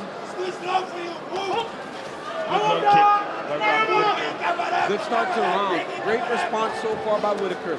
But he's going to have to keep it up because Du Plessis will not slow down. And out. Bring me in out. Stand. Can you snap? He stunned him back. He's hurt bad. Oh, now no leg kick. Du Plessis got Whittaker. Whittaker's in a world of trouble. Big shot raining down by the South African. Whittaker covers up.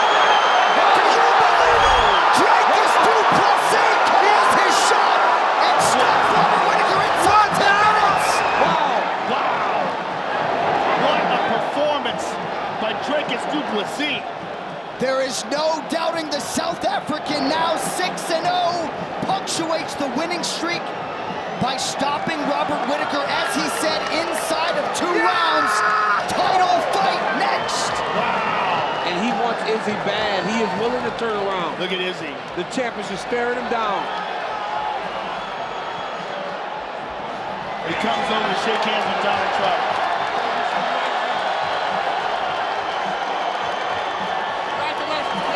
Well, the version of Robert Whittaker that Dricus Du Plessis just beat is the version that Robert Whittaker has suggested is the best version he has presented to date. I would say it's the best too, but this guy is a tank. He's a real dangerous guy, and to do that against a guy like Whittaker, that is a big wake-up call for the middleweight division. Anybody that doubted Dricus Du Plessis doubts him no more. No.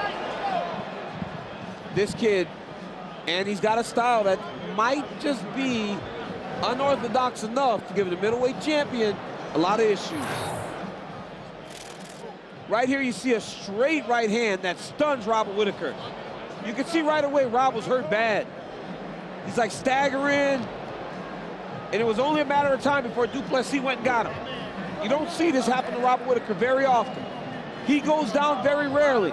And look at that body shot. Oh, my goodness. Yep. The wherewithal to not just go head hunting by Du Plessis. He went to the body right up under the elbow, drops Whittaker, jumps on him, and gets the finish. What a performance by Dricus Du Plessis. And he told us in the fighter meeting, I want to be the guy on the poster, right? I'm jealous of what those guys have. Ladies and gentlemen, referee Mark Honors called a stop to this contest at 2 minutes, 23 seconds of the second round. Declaring the winner by TKO, Dricus Du Plessis. Colby, Kamaru, you know exactly what I expect. I need you to fight hard. I want you to fight clean. Keep yourself protected. When I say stop, you stop. If you want to touch, do it now. God bless. Oh, man. I think I need a Xanax or something. Kamaru Usman. Hey, listen. Who beat Kamaru Usman? He's got a loss. Like, who in the world beat Kamaru Usman? He got choked early in his career. And who beat Colby Covington? Like, these dudes are so good. Who beat these dudes? Worley Alves, right? It was UFC 194. Covington has been dominant every round since. Here we go. Tonight's fight clock is brought to you by Modelo, brewed for those with a fighting spirit. Covington out of the southpaw stance in blue. Usman in the black and gold, befitting a champion, opens up orthodox here tonight. Nice high kick by Usman. Good kick to the body by Colby. I was very interested to see if Colby would actually just take the center and start the fight with that same pace he fought Robbie with.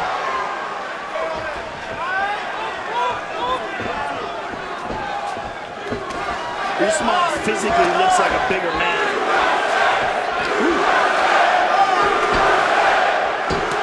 Good kick to the body by Colby. And a good left hand. Covington threw 541 strikes over 25 minutes against Robbie Lawler. That doesn't even mention the 20-plus takedown attempts.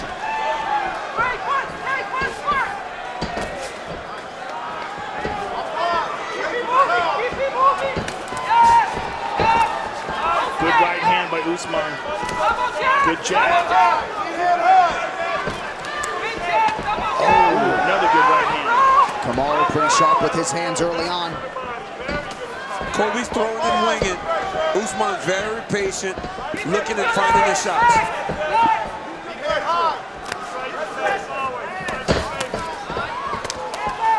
Oh, solid right hand. Usman feints the takedown. Good right hand by Usman.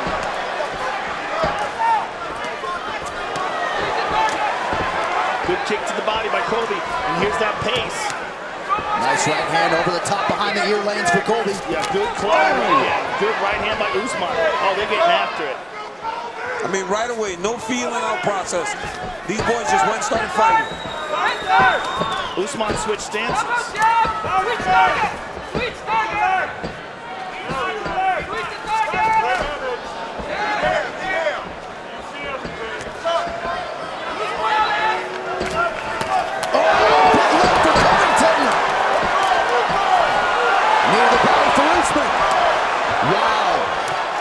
Usman may have hurt his left hand.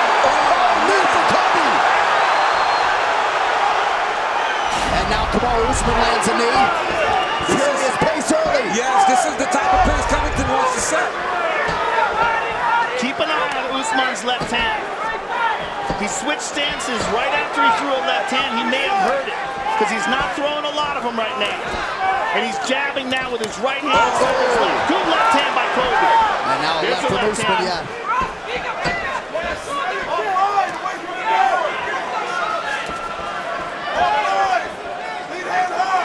3 minutes have gone by here in round one. You can feel the tension in the building. And to this point, these guys haven't let you down. They haven't disappointed. Went right away and started getting after it. And 3 minutes in, you're in a competitive first round. Good straight right from Usman. 90 seconds in the round.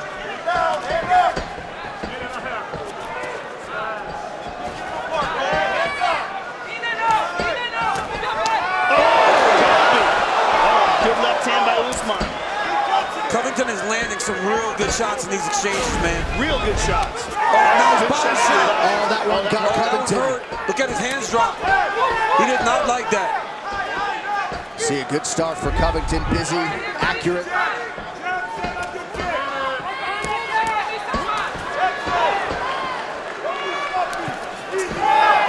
Nice short uppercut for Kamaru. Usman's the better technical striker. Covington just tries to overwhelm you.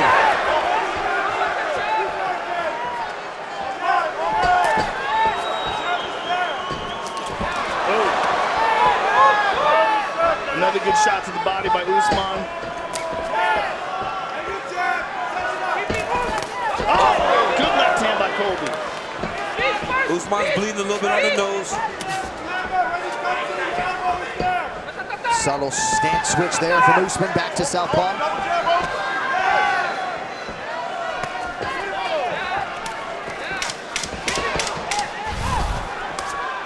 Inside leg kick for Colby.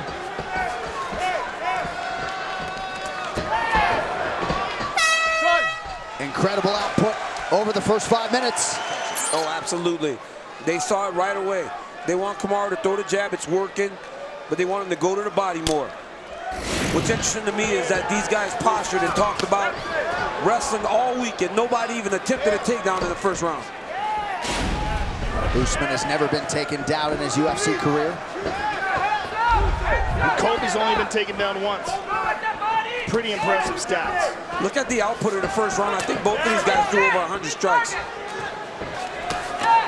Oh, both fire to the body.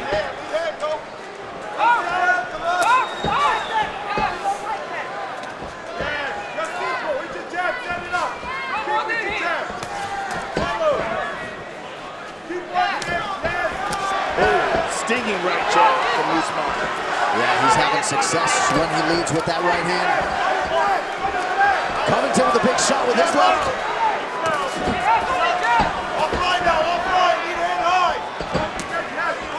Usman's having good success with that front kick to the body too. He's stabbing him with it. It's not like a push kick.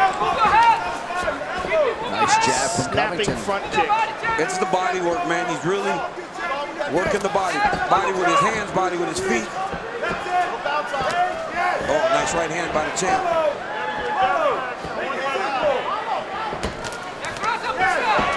Good counter shot from Usman after Covington appeared to land. Some blood on the bridge of Covington's nose. Oh, good left hand by Colby. Covington perhaps with a window of opportunity here. Good inside low kick. Break the jab and put the cross. Break the jab and put the cross. Break the jab and put the cross. Break the jab and put the cross.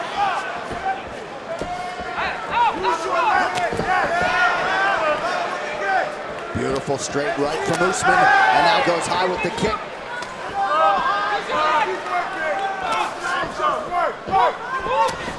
There's that front kick again. And a good right. Oh, man. Good shots by both men.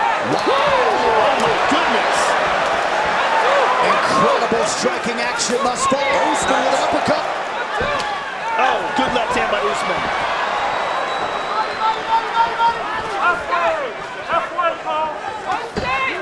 His left hand seems to be fine. Good popping jab by Colby, and another one by Usman. Usman, the slightly more efficient striker. Covington has been busier. Already coming up on 200 total strikes thrown. Vegas crowd getting behind Covington. Nice shot to the body by Kamaru. Time. Stay there. Time. It touched. Stay there. Kamaru, away from the corner. Hold there. Take your time. Stay where you are. Let's take a Conan, look at that. no coaching. Come on, listen. You're seeing it touched. It touched. So we have to give the credit. It touched. Clear. Stay. Hold on a second. That does not seem like the cut. It was on the belt line. It was on the belt line, I think. Close though, very close. I mean, it's possible that it shoved the cup into.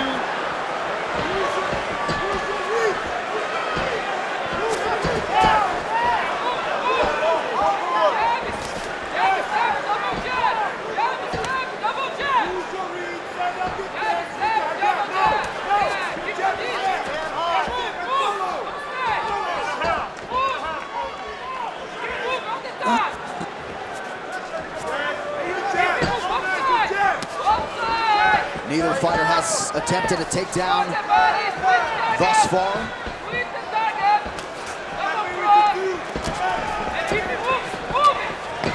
Colby with the volume. A large part of Covington's ability to wear people out, though, is from the wrestling. And he doesn't have that with Usman. He cannot just go out there and wrestle Kamaru. So I don't know if he can be as effective trying to wear out Usman if he's just striking. Well, the pace that Colby can operate on is pretty extraordinary. The question is, can Kamaru keep up with that pace just striking? Over 3, 4, and 5, too. Yes. And right now, Colby's outworking him. Oh, good shot to the body. Usman's trying to land the harder shots, and Colby is going for volume. There's a big shot. Over the top by Colby. Oh, good right leg by Colby. Oh, Usman. Back and forth we go. Another good shot to the body. That might have hurt him. Yep, that hurt Covington. That body shot hurt Covington. Similar reaction when he got touched by that body blow in round 1. Now Another Covington good retreats. shot. Yep.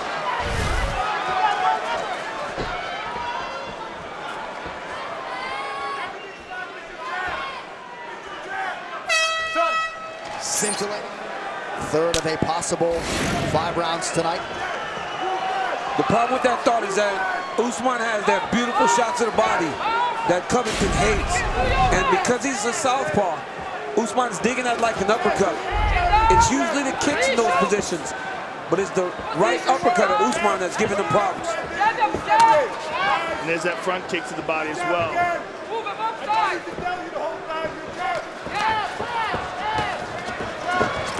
Good knee to the body by Usman.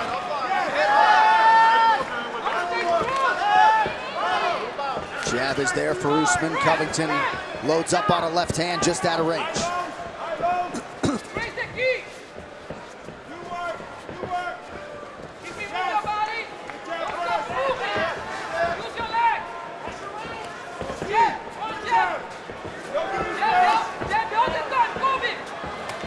Covington not quite as active here, a minute into round 3.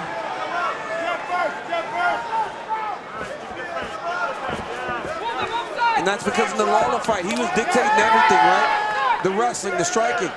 In this fight, it's so competitive and so close, and he's taking damage from Usman. Well, Usman told us Thursday it's easy to have endurance when you're doing what you want to do, and to your point, DC hasn't been able to... Oh! Big right hand. Wow. And then a good kick to the body as well. And a nice jab by Colby. Just keeps on coming. If Covington's going to have a chance here, he's going to have to just try to overwhelm Usman. Usman's a much better striker. You can tell he's just more skilled and more developed to this point.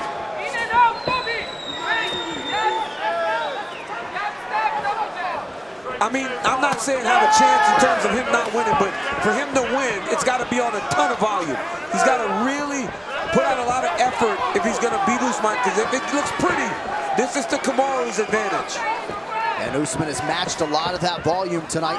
Under 3 minutes now in round 3. Well, he's shutting it down. He's shutting it down with the harder shots, that front kick to the body. And again, because of the fact that he's not afraid of the wrestling. So Colby, there it again. Nasty right hand to the body. I mean, Usman must have some crazy power, because every time he hits Covington to the body, he gets a big reaction from him. Well, he's so physically strong. I mean, just look at him.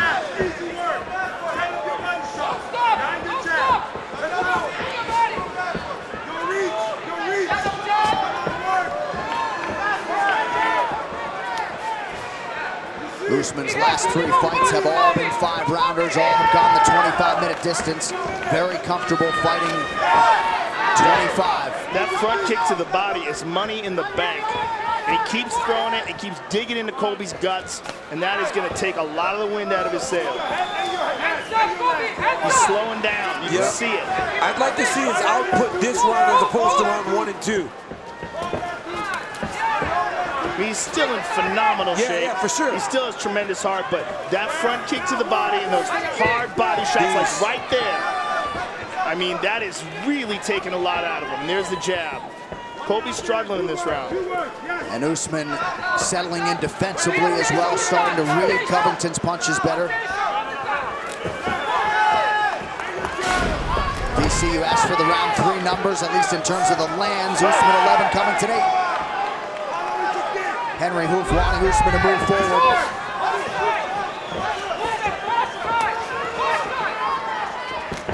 Oh, again, Colby's having a real hard time with that, and you see him dropping his hands. If Usman fakes that right hand to the body, then comes up with a high kick or a high punch. Through the first 2 rounds, Colby landed 75 strikes. This round he's landed 8. Big left hand. Usman's turning it up. And kick for Covington.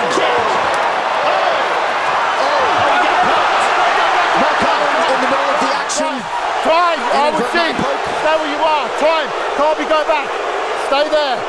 Stay there. Stay there. Stay away from your corner, Kamaru. Doctor, come here. Colby. Over there. Over there. Let's Doctor, see if come we here. can isolate that in the Walk with replay. me, Kamaru. Take a Walk look with at me. it. Take your time. Here we go. Doctor, I want you to take your time. Colby. No question about Stay that where one. you are, please, all right? Stay where you are. No question about that one. There you are.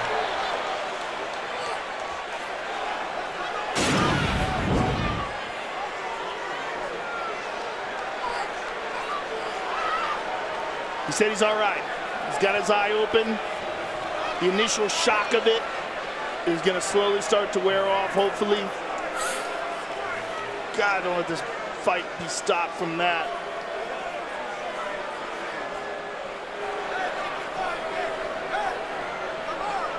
Ringside physician. Kamaru. Okay, look at me. Relax, man. Doctor, we're good? No injury? His eye is fine. Thank you very much. Kamaru, you can see perfectly well. Thank you. Mark Goddard, one of the best in the business. And we are back underway late here in round 3, 30 seconds to go.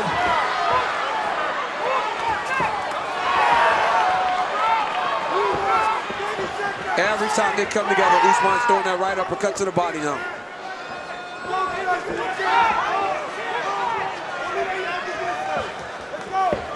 And there's that front kick again.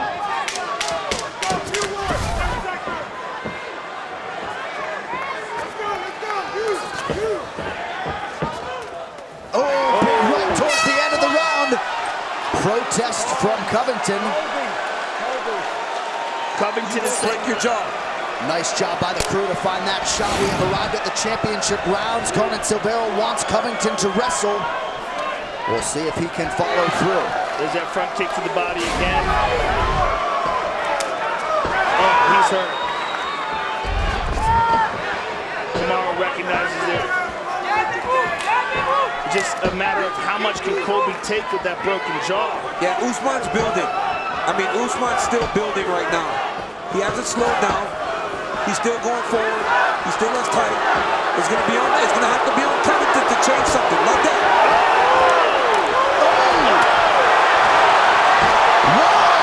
Both guys throwing everything home here.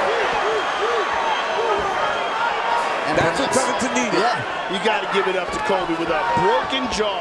Still swinging for the fences. And there's that right to the body again by Usman. There's the front kick.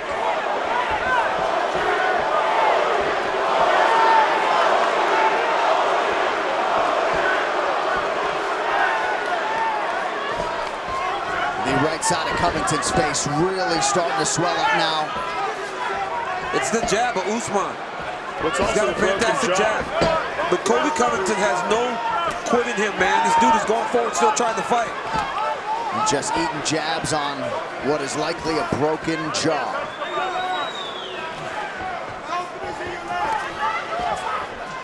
Little slip by Kamaru. Again, digs to that body.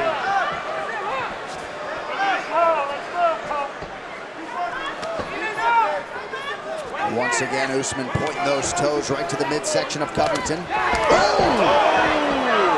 Little stumble from Usman after that right hand from Colby. Beautiful timing on that right hand.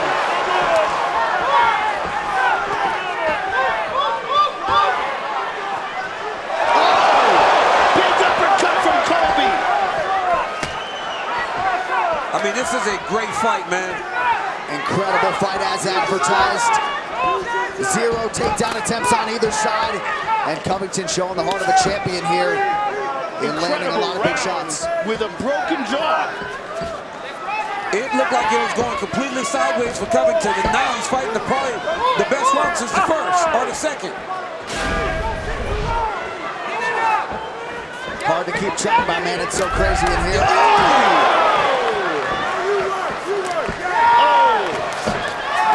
Oh my goodness, what a fight!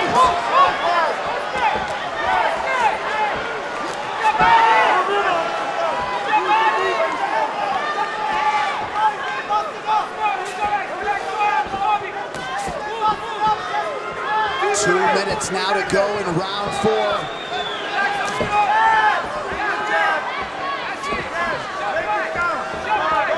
Kamaru slowing down a little bit. Oh, good dig to the body. Nice straight Nasty right hand. Good body kick by Covington. Good right hand by Usman. There's that front kick again. That is such a big factor in this fight. Usman is the one now putting out the output. Covington is not matching it towards the end of this round. He's had a couple big moments. But over the majority of the round, it's Usman kind of leading the engagements. But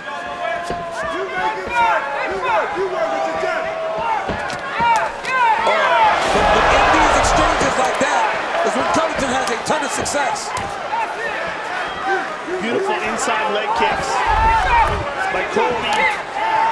Kamaru pops him with the jab. Oh, nice hook. I mean, both of these guys are so tough. Just incredible. Neither man wanting to be denied tonight. First undisputed title defense for Usman. First undisputed title shot for Covington. Time. Listen, come here. Listen. Colby, hold time. Hey. Listen, Colby, listen. Listen to me. Come here, please. Come here. Listen, I know it's chaotic. We know we're in a fight. We're going to keep it clean. You understand? Okay, no more timeouts. Let's go. Fight. 30 seconds to go. Yep.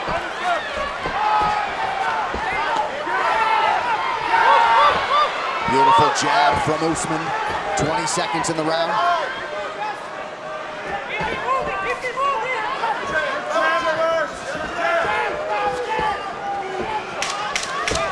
With all these power shots being landed, amazing we don't have a knockdown yet.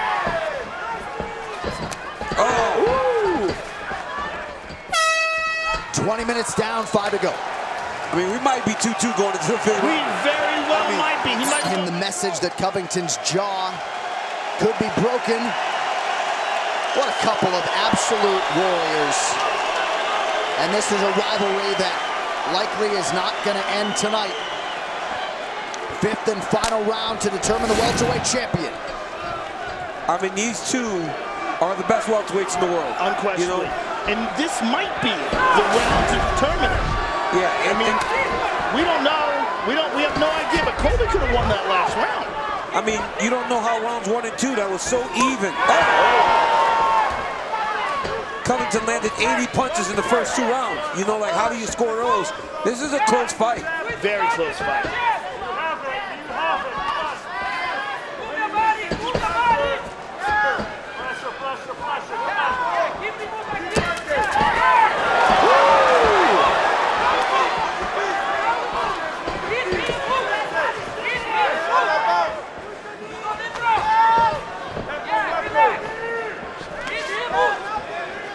Usman does great work with that front kick, but sometimes when he goes to engage Covington, he's catching him with that right uppercut.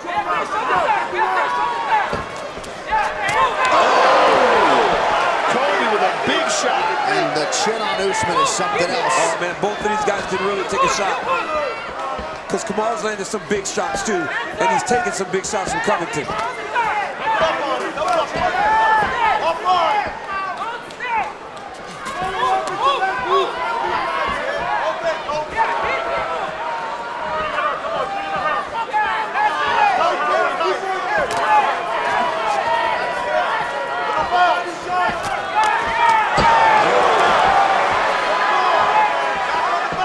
Usman has gotten away from the body work a little bit here late.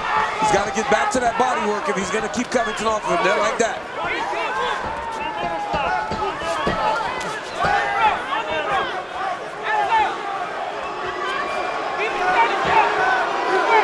This is a very close final round, folks. A lot of folks felt like this fight was destined to go the distance and maybe destined to play out on the feet because of the wrestling credentials on both sides. Not a single takedown attempt. Crazy. Henry Hoof's asking Kamaru to go forward. He understands that you got to be the one, given the visuals in this fight, especially in round 5.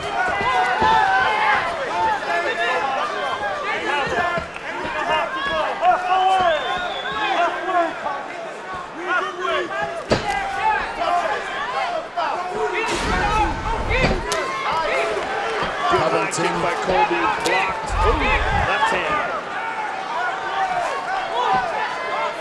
Covington has outlanded Usman 130 to 116 unofficially.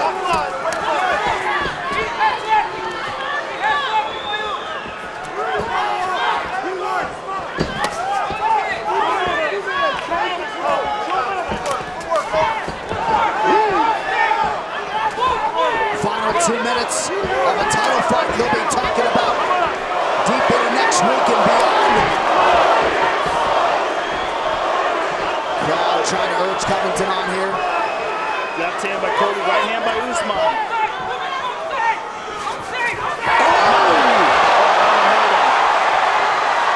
And now Usman whips the body.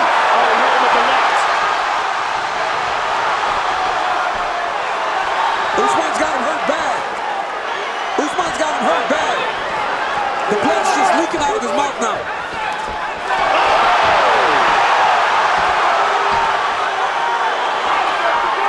Stiff right This is what you want to see from a champion in round number 5. Yes. Him pressing, him landing, him trying to put it out.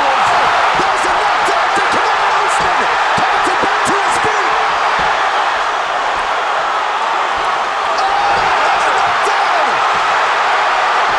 Covington in a world of trouble here.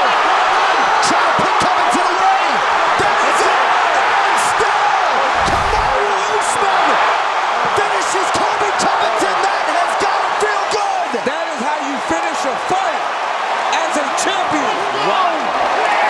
The Nigerian Nightmare fought like a man who was not going to be denied. What a series of shots to end that fight.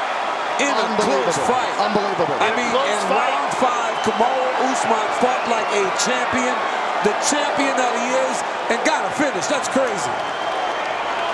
And how crazy is that? If Colby's jaw was broken, how crazy is it that he endured those last 2 rounds and all those shots with a broken jaw?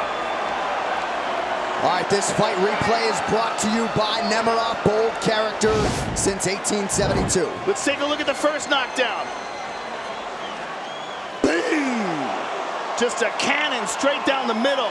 Sits Colby down. Colby's in survival mode here. And look at the second one. Boom! Now Usman's seeing everything now. Colby's in big, big trouble here. Boom! Staggered. Hammer fists.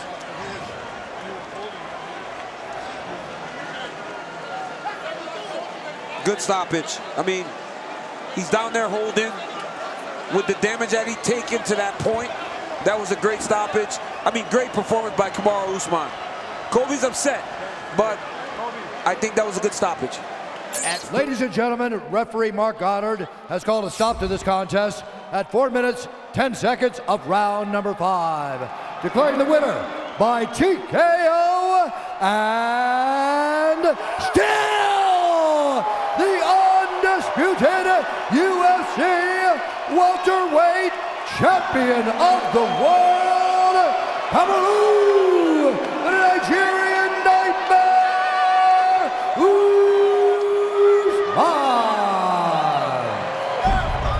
Darren Till. Dricus ready? Darren ready? Fight's on. And Dricus Du Plessis. Du Plessis is in the green. Darren Till out of that patented southpaw stance is in white. Here we go. Till's right away under pressure.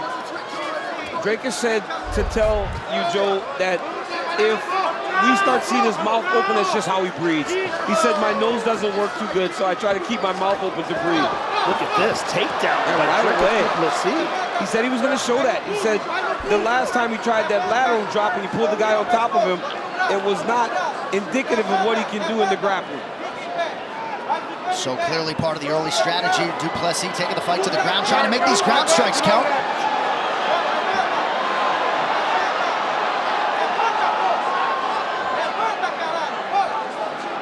Bad position for Darren Till right away. Du Plessis got that left leg in, tying him up. This is terrible for Darren Till. And he's eating left hands. He's talking to Mark Smith. Yeah, saying he's okay, but he's got to do more. But he's getting hammered. Du Plessis has the right arm. That's why he's having trouble getting up. But Till keeps going back down to the ground. I don't know if he's trying not to get kneed, but right now he needs to explode up if he wants a chance. Because Mark Smith's getting very close to stopping the fight. Perhaps a little bit too close for my liking. I don't think he should be ready to stop it yet, though, John. Till wasting energy trying to give him the thumbs up. Doesn't appear as though a lot of these strikes have gotten home cleanly. But why does he keep putting the right knee down?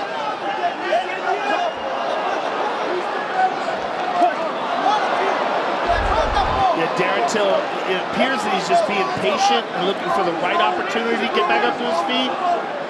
But this is not a good position for him at all. No. And he's not offering much resistance. Well, he's got a hand fight, right? He's trying to get up without hand fighting. And Dricus is just hitting him with hammers here. This is, at the very least, Darren Till is getting compromised by these big shots. Now these left hands are getting through with some force. I mean, saying he's good. He's got to stop talking to Mark Smith and get out of this position. Well, he can't clear his right. He can't clear his right hand. Well, Dricus did a great job of tying it up, and now he's hitting with rights. I mean, honestly, Till's just all over Darren Till. Till's blocking a lot of these, though, Joe. But why is Till so patient? He needs to try to skirt his back along the side of the octagon to try and change the position. As Dricus goes right back to a single leg. The legend has arrived in EA Sports UFC 4. Get the Hasbro Vanity Collection now. Oh! Du Plessis on top of him. Darren Till's a terrible place now. He's almost got the body triangle in. He's got it locked now. He's got the body triangle in from the back. This is terrible for Darren Till. And they're controlling that left wrist as well. But the amount of blows that Darren Till is absorbing I mean, even if he gets out of this position, he's going to be compromised. He's eaten dozens of clean punches. Oh, now Du Plessis getting the choke. Du Plessis under the neck. Darren Till is really in a bad place here. He's got his chin down. Du Plessis would be better served to just punch. Because Mark Smith seems like he's about ready to stop this fight from punching. Du Plessis might have worn his arms out for punching. Darren Till's in a terrible position here. And that left eye is nearly swollen shut. Yeah, I mean, he's been beaten and battered already. Under 90 seconds now. And hasn't gotten anything off yet. All Du Plessis on his back with the body triangle. Huge round for Du Plessis so far.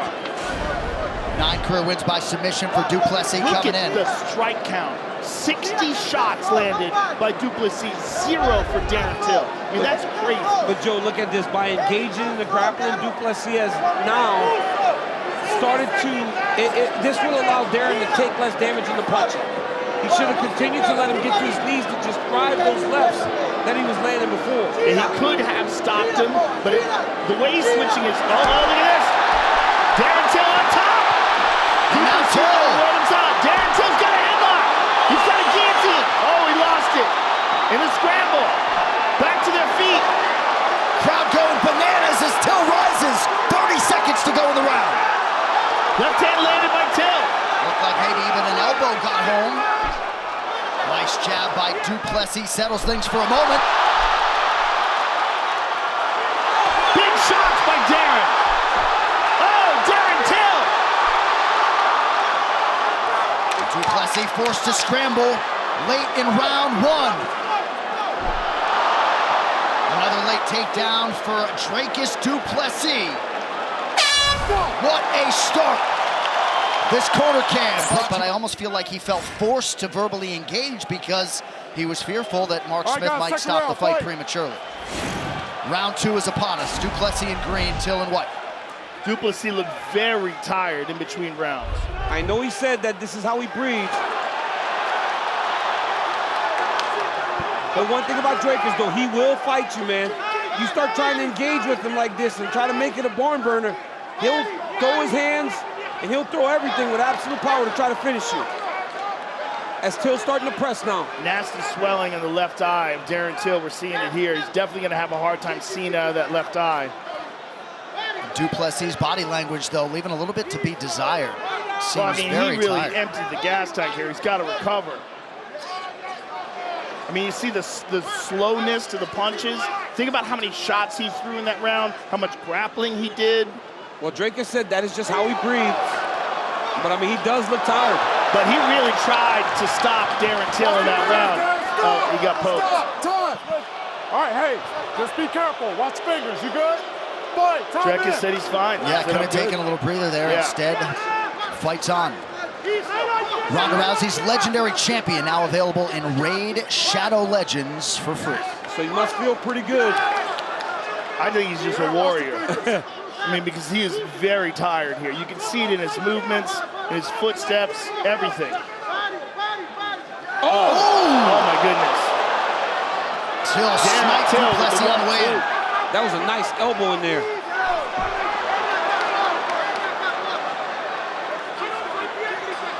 Darren Till looks nice and loose on the outside. Oh, knee from Till. Desperation shot, but Du Plessis gets him down. But Darren's separating the hands. Till's going to the wizard there. Now he's got to try to clear the hips to face Du Plessis, but Du Plessis is so strong. Oh, beautiful job of the butterfly. Darren Till. But Till stops there. Yes, he had to keep going there. He can't stop. He's fighting the hands to try to stand back up. And he's up. Knee by Du Plessis, but not much on it. Till shucks him off under 3 minutes here in round 2.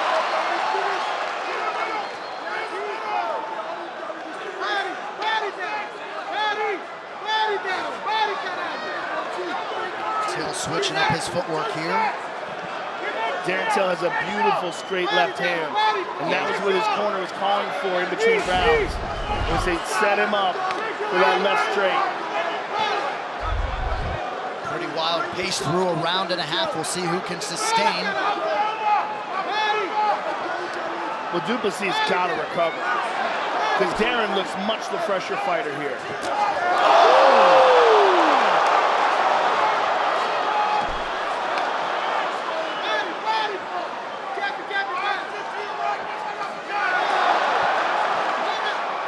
Still starting to pick him apart. And this is where Du Plessis got to be careful he doesn't do that blitz. Yep. He can't get desperate. He said, I cannot get desperate. Even when things start to go a little sideways, I've got to stay within myself. Darren's just setting him up.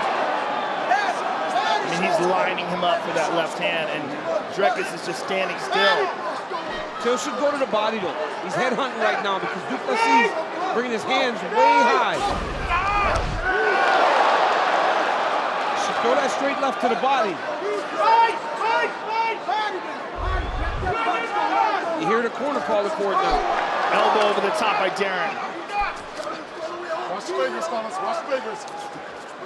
Really labored movements from Du Plessis. And yet... But he gets it anyway. Darren made a real mistake there. Oh, look at this. Now, if Dricus has got to let his hands go. Till has fought a fantastic round. Darren, it looked like he winced in pain there for a second. Yeah, when he went back over that maybe his knee. Yeah, he's had a lot of knee issues. Left knee got caught behind him for a moment. 30 seconds to land in rest. Strike in here, Dricus. Dricus is about to get up position. If he tries this guillotine, he's going to lose his position. Till should start to get the feet on the hips and try to push him away. Man, Du Plessis just trying to pull his way in. Du Plessis looking for a footlock. Darren's trying to roll out of it.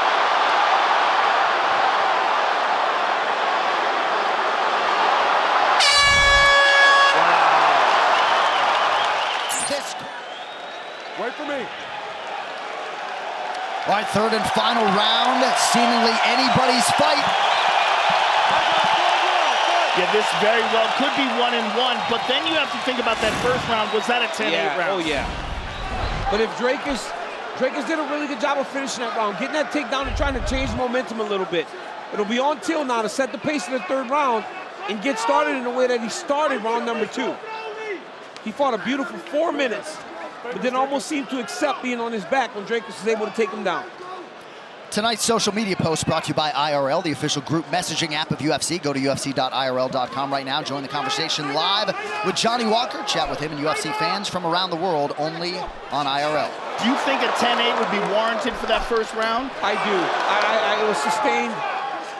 Till did have moments in the end, but, I mean, he got beat up really bad to the point that the official tried to stop the fight, which I don't agree with, but he was stepping in as if the fight was close to being ended.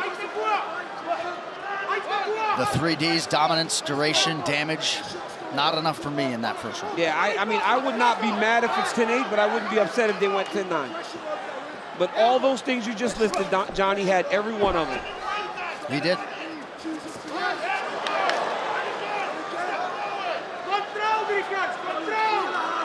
Du Plessis prides himself on his heart, having to dig deep here tonight. Good body attack from Du Plessis. Du Plessis is a very tough guy. Good left hand over the top. Woo, look at that jab. All right, this coach's cam is brought to you by Jose Cuervo Tequila.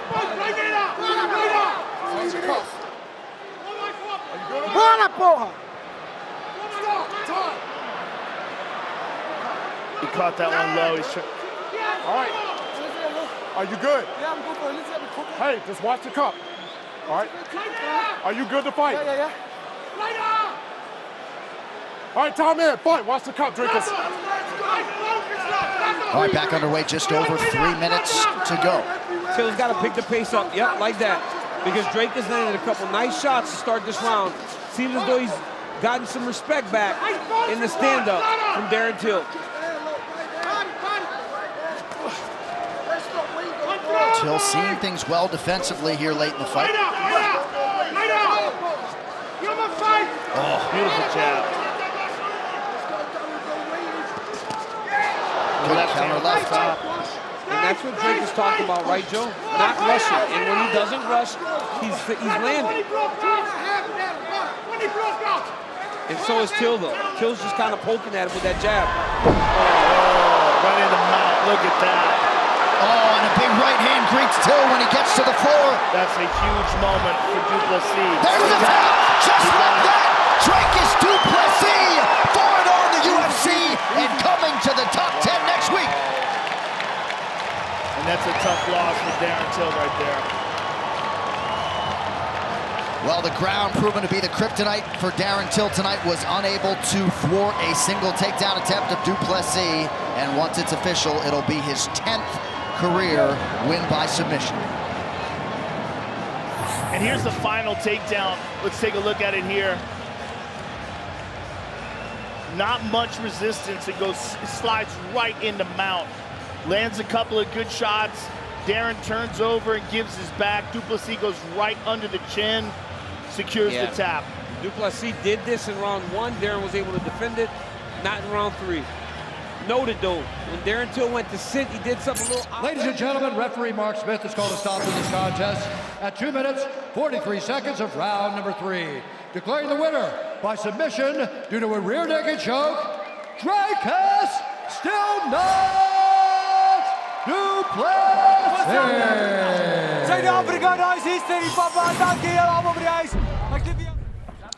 All right, gentlemen, protect yourself at all times. Follow my instructions. We're gonna keep it clean. Touch now if you wish, and let's do it. Huh. Ooh. Intense. That was intense. My goodness. That was fire. How lucky are we? I mean, boy, I'm knocking on the table. I'm so excited. My goodness. Your plexiglass is shaking. It is shaking. I'm nervous.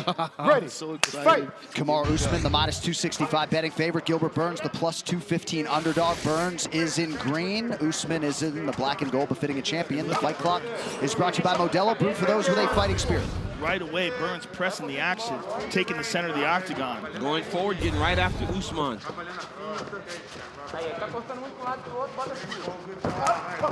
If you had to look at advantages standing up, I think Gilbert has a more diverse striking game. I just think he's faster. I think he might be faster than Usman, but I think technically... Early land for Durinho with a right hand! He hurt him bad! Oh my goodness! Oh my goodness! Oh! He hurt him bad with the right hand. He hurt him bad. Kamaru's still wobbly. But he's trying to compose himself, trying to gather. Gilbert Burns looks so good. And this is exactly how the fight with Woodley started. He hurt Woodley very early. Oh, head kick! He's like, come down here.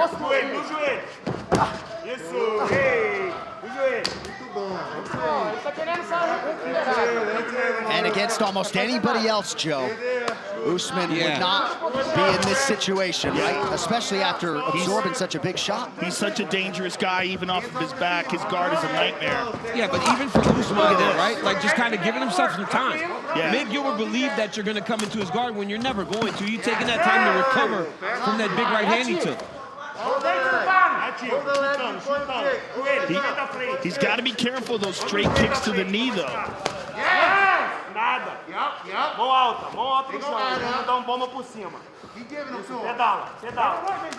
It's work if you want it.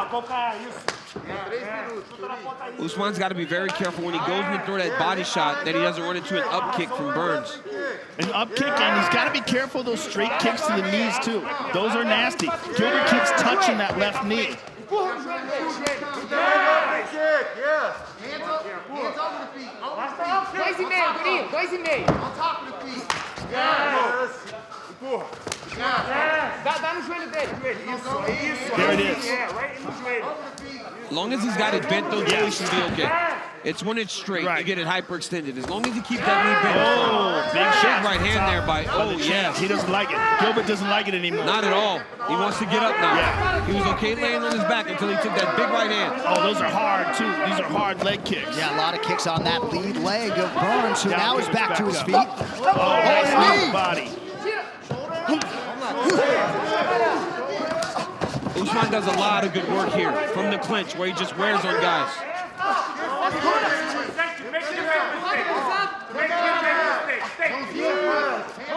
Usman looking to establish his jab. Yeah, Gilbert got back to the center. He had to make sure that Usman can't press him up against the cage. Usman is so well versed in the clinch position.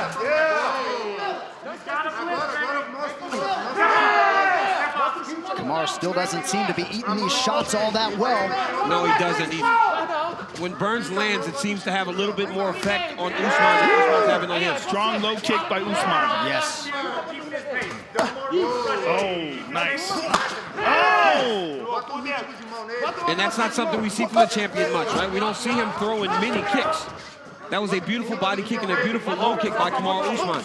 That might be something that he's working on in Colorado that he didn't do as much of down in Florida. Nice right hand for Burns, splits the Usman guard. Coming up on a minute to go, round one. When Burns lands, it almost freezes Usman.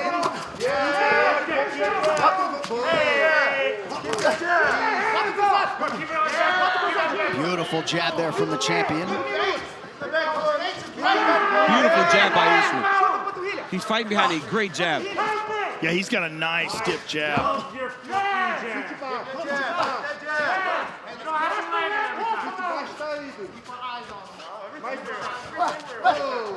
Gilbert's looking for that high kick off the left leg. Look at this. Gilbert shoots crazy. Oh! Head kick largely blocked by Usman there. Yeah, but it's dangerous and threatening.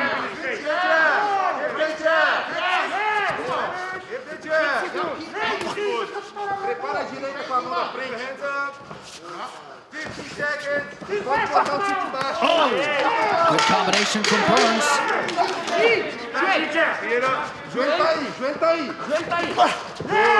And there's that Usman jab, a lightning fast first 5 minutes. And Kamaru Usman, Trevor Whitman with a parting shot to Kamaru about that jab. We'll see if he goes back to work with it here early round two. Burns closes the distance. They really want Usman fighting behind that jab, but Burns is just walking him down. And if you remember, in the Woodley fight, he was able to just pick up the pace as the fight went on. But already to this point, Usman's landed more than Woodley because he's making Gilbert respect that beautiful that jab is nasty. It's nasty. 42-22 unofficially in terms of these significant strikes for Usman. It's surprising that it was that one-sided. It felt much closer. Yes. Maybe a lot of the ground strikes. Strong low kick from Gilbert. And a return by the champion. Burns mixing up the speed and the levels on his strikes pretty well early.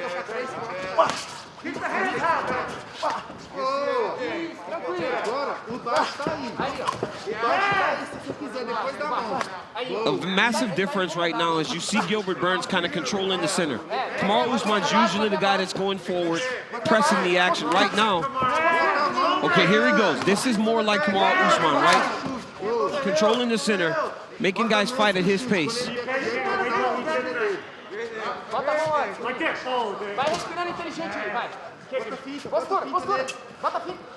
Under 3.5 minutes to go here, round two. As many expected, Usman in no rush to change levels. Oh, Gilbert stunned him there. It's that overhand right, Usman. If he starts to throw that over the jab, he can hurt Kamaru.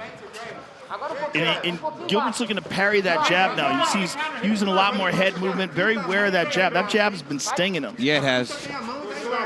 But I'd like to see Usman mix it up a little bit, because if he fights with a pattern, then Burns is going to just start throwing that overhand right over the top of his jab. Nice low kick from Gilbert. Oh, jeez. Oh, nice jab by Usman. That jab is a piston. And it has backed Gilbert. Oh! Massive right hand by the champion. Beautiful right hand by Usman. Oh, he's hurt bad. Oh, he's hurt. Another big right from Usman. Usman appears to smell blood in the water. We'll see the extent to which Burns That has was recovered. a beautiful pullback right hand by Usman. Beautiful. Look at that jab. My goodness. Oh, another right hand.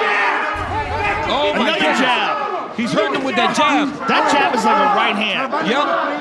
And then Kamaru just throws the right hand behind it so straight and hard. We saw him hurt Covington with the same punch. And he switched southpaw. Look at this. Now he switches to the right jab. He's switching back and forth. That jab, man, is controlling the day for Kamaru Usman. It is beautiful. Trevor Whitman's so dead on in the corner.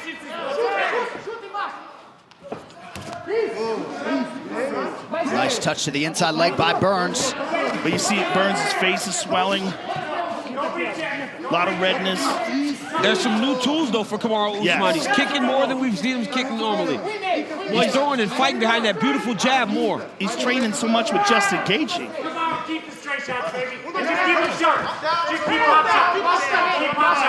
And you got to think most of the work in this training camp was rooted in expecting a kickboxing match. That's largely how it played out. He dropped him with the jab. He did. Huge second round thus far for the champion. Yes, it is. It's been a great second round for Usman. This round cannot end fast enough for the corner. Telling him to get up. Look at that. And that was direct advice from Trevor Whitman, George Santiago in that corner. Still a minute to go.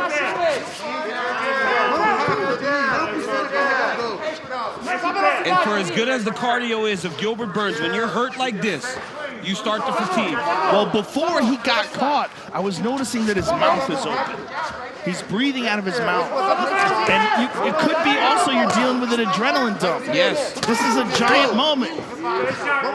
Both guys landing hard shots on the inside there. 30 seconds to go in round 2. And also, he opened up fast and hard in the first round. He seems to have recovered. Usman's being patient, but now he knows he can hurt Gilbert and hurt him bad. You heard Trevor Whitman say it. You know, your patience is killing him. Yep. He probably expected Usman to come a little bit faster at him. Instead, Usman took his time, picked him apart, found his shot, and hurt Burns bad in the second round. 10 minutes in the can. How about that? Round 3 is brought to you by P3, the official protein snack of the UFC. And if anybody can get Gilbert Burns mentally righted, it's his head coach there, Daniel Evangelista. We'll see where Burns is at here early round 3. Gilbert Burns needs to get back to what he was doing in round 1. He's got to get Kamaru Usman backing up, trying to throw those big overhands and not allowing Usman to get to Oh! Huge right! Usman, this could be the beginning of the end. It's over. It's over. Oh, look at Burns surviving. Usman switched southpaw. And that will do it. And still the best welterweight in the world. And there is a new record holder for the longest winning streak in UFC welterweight history, Kamaru Usman. Gilbert just fell back and hit his head on the stool. Hey. Wow. Kamaru Usman. Taking what from who? You know what it is. You know. Taking what from who? And I gotta say, if you thought the win over Colby Covington felt good, DC. That was even more impressive. That John, was more impressive. He switched southpaw, so instead of it coming as a right hand, it came as a jab, and it just froze Gilbert Burns. Gilbert Burns did really good in the first round, but as the fight got going, Usman just completely took over. That was a championship-level performance by a man that should get his respect in Kamaru Usman. Yeah, Gilbert is crying. He's and look at here. Usman. He's destroyed. Overcome with emotion, bided his time, did Gilbert Burns, waited 6 years to get himself into a championship setting in the UFC, and started strong tonight, but it did not go his way. And his longtime friend, former training partner, Kamaru Usman, watching intently. I think most fans around the world are excited to see these two athletes embrace here. And Gilbert Burns is going through it. You know, I can speak to the emotion of this moment. You know, whenever you work so hard for something and think that you have the stuff, and it just doesn't work out. Who's You know, next? I mean, here's the question. Who's Leon. next? Leon Edwards, I mean... Yeah, but Leon Edwards hasn't had a fight in a long time. I mean, he was supposed to keeps fight. It keeps getting rescheduled. Chimaev. Hopefully he can get a fight coming up because Usman needs someone new. Yeah. And look, man. Man, what a monster. Incredible. Let's look at this again. Jab from the right side. Yeah, he switched up the stance, right? The power hands in front now. Crazy. Crazy. Look at that. Boom. Just completely rocks him with the jab. And he showed some new things in this fight. He the work did, with man. Trevor Whitman. And he said in the Jorge Masvidal fight, first of all, let's acknowledge that in the Jorge Masvidal fight, he broke his nose, shattered his nose 2 weeks before that fight. Didn't tell anybody. And took it on short notice. He didn't have to do that. Didn't have to do that. After the fight, they examine him. They go, you got a broken nose. They're like, oh, yeah, I had that before the fight. Yeah. What? Let me tell you something, Joe. I don't know how a guy that's been as dominant can be underrated, but Kamaru Usman's still underrated. They don't respect him in the way that he should be getting in the world of mixed martial arts and sports overall.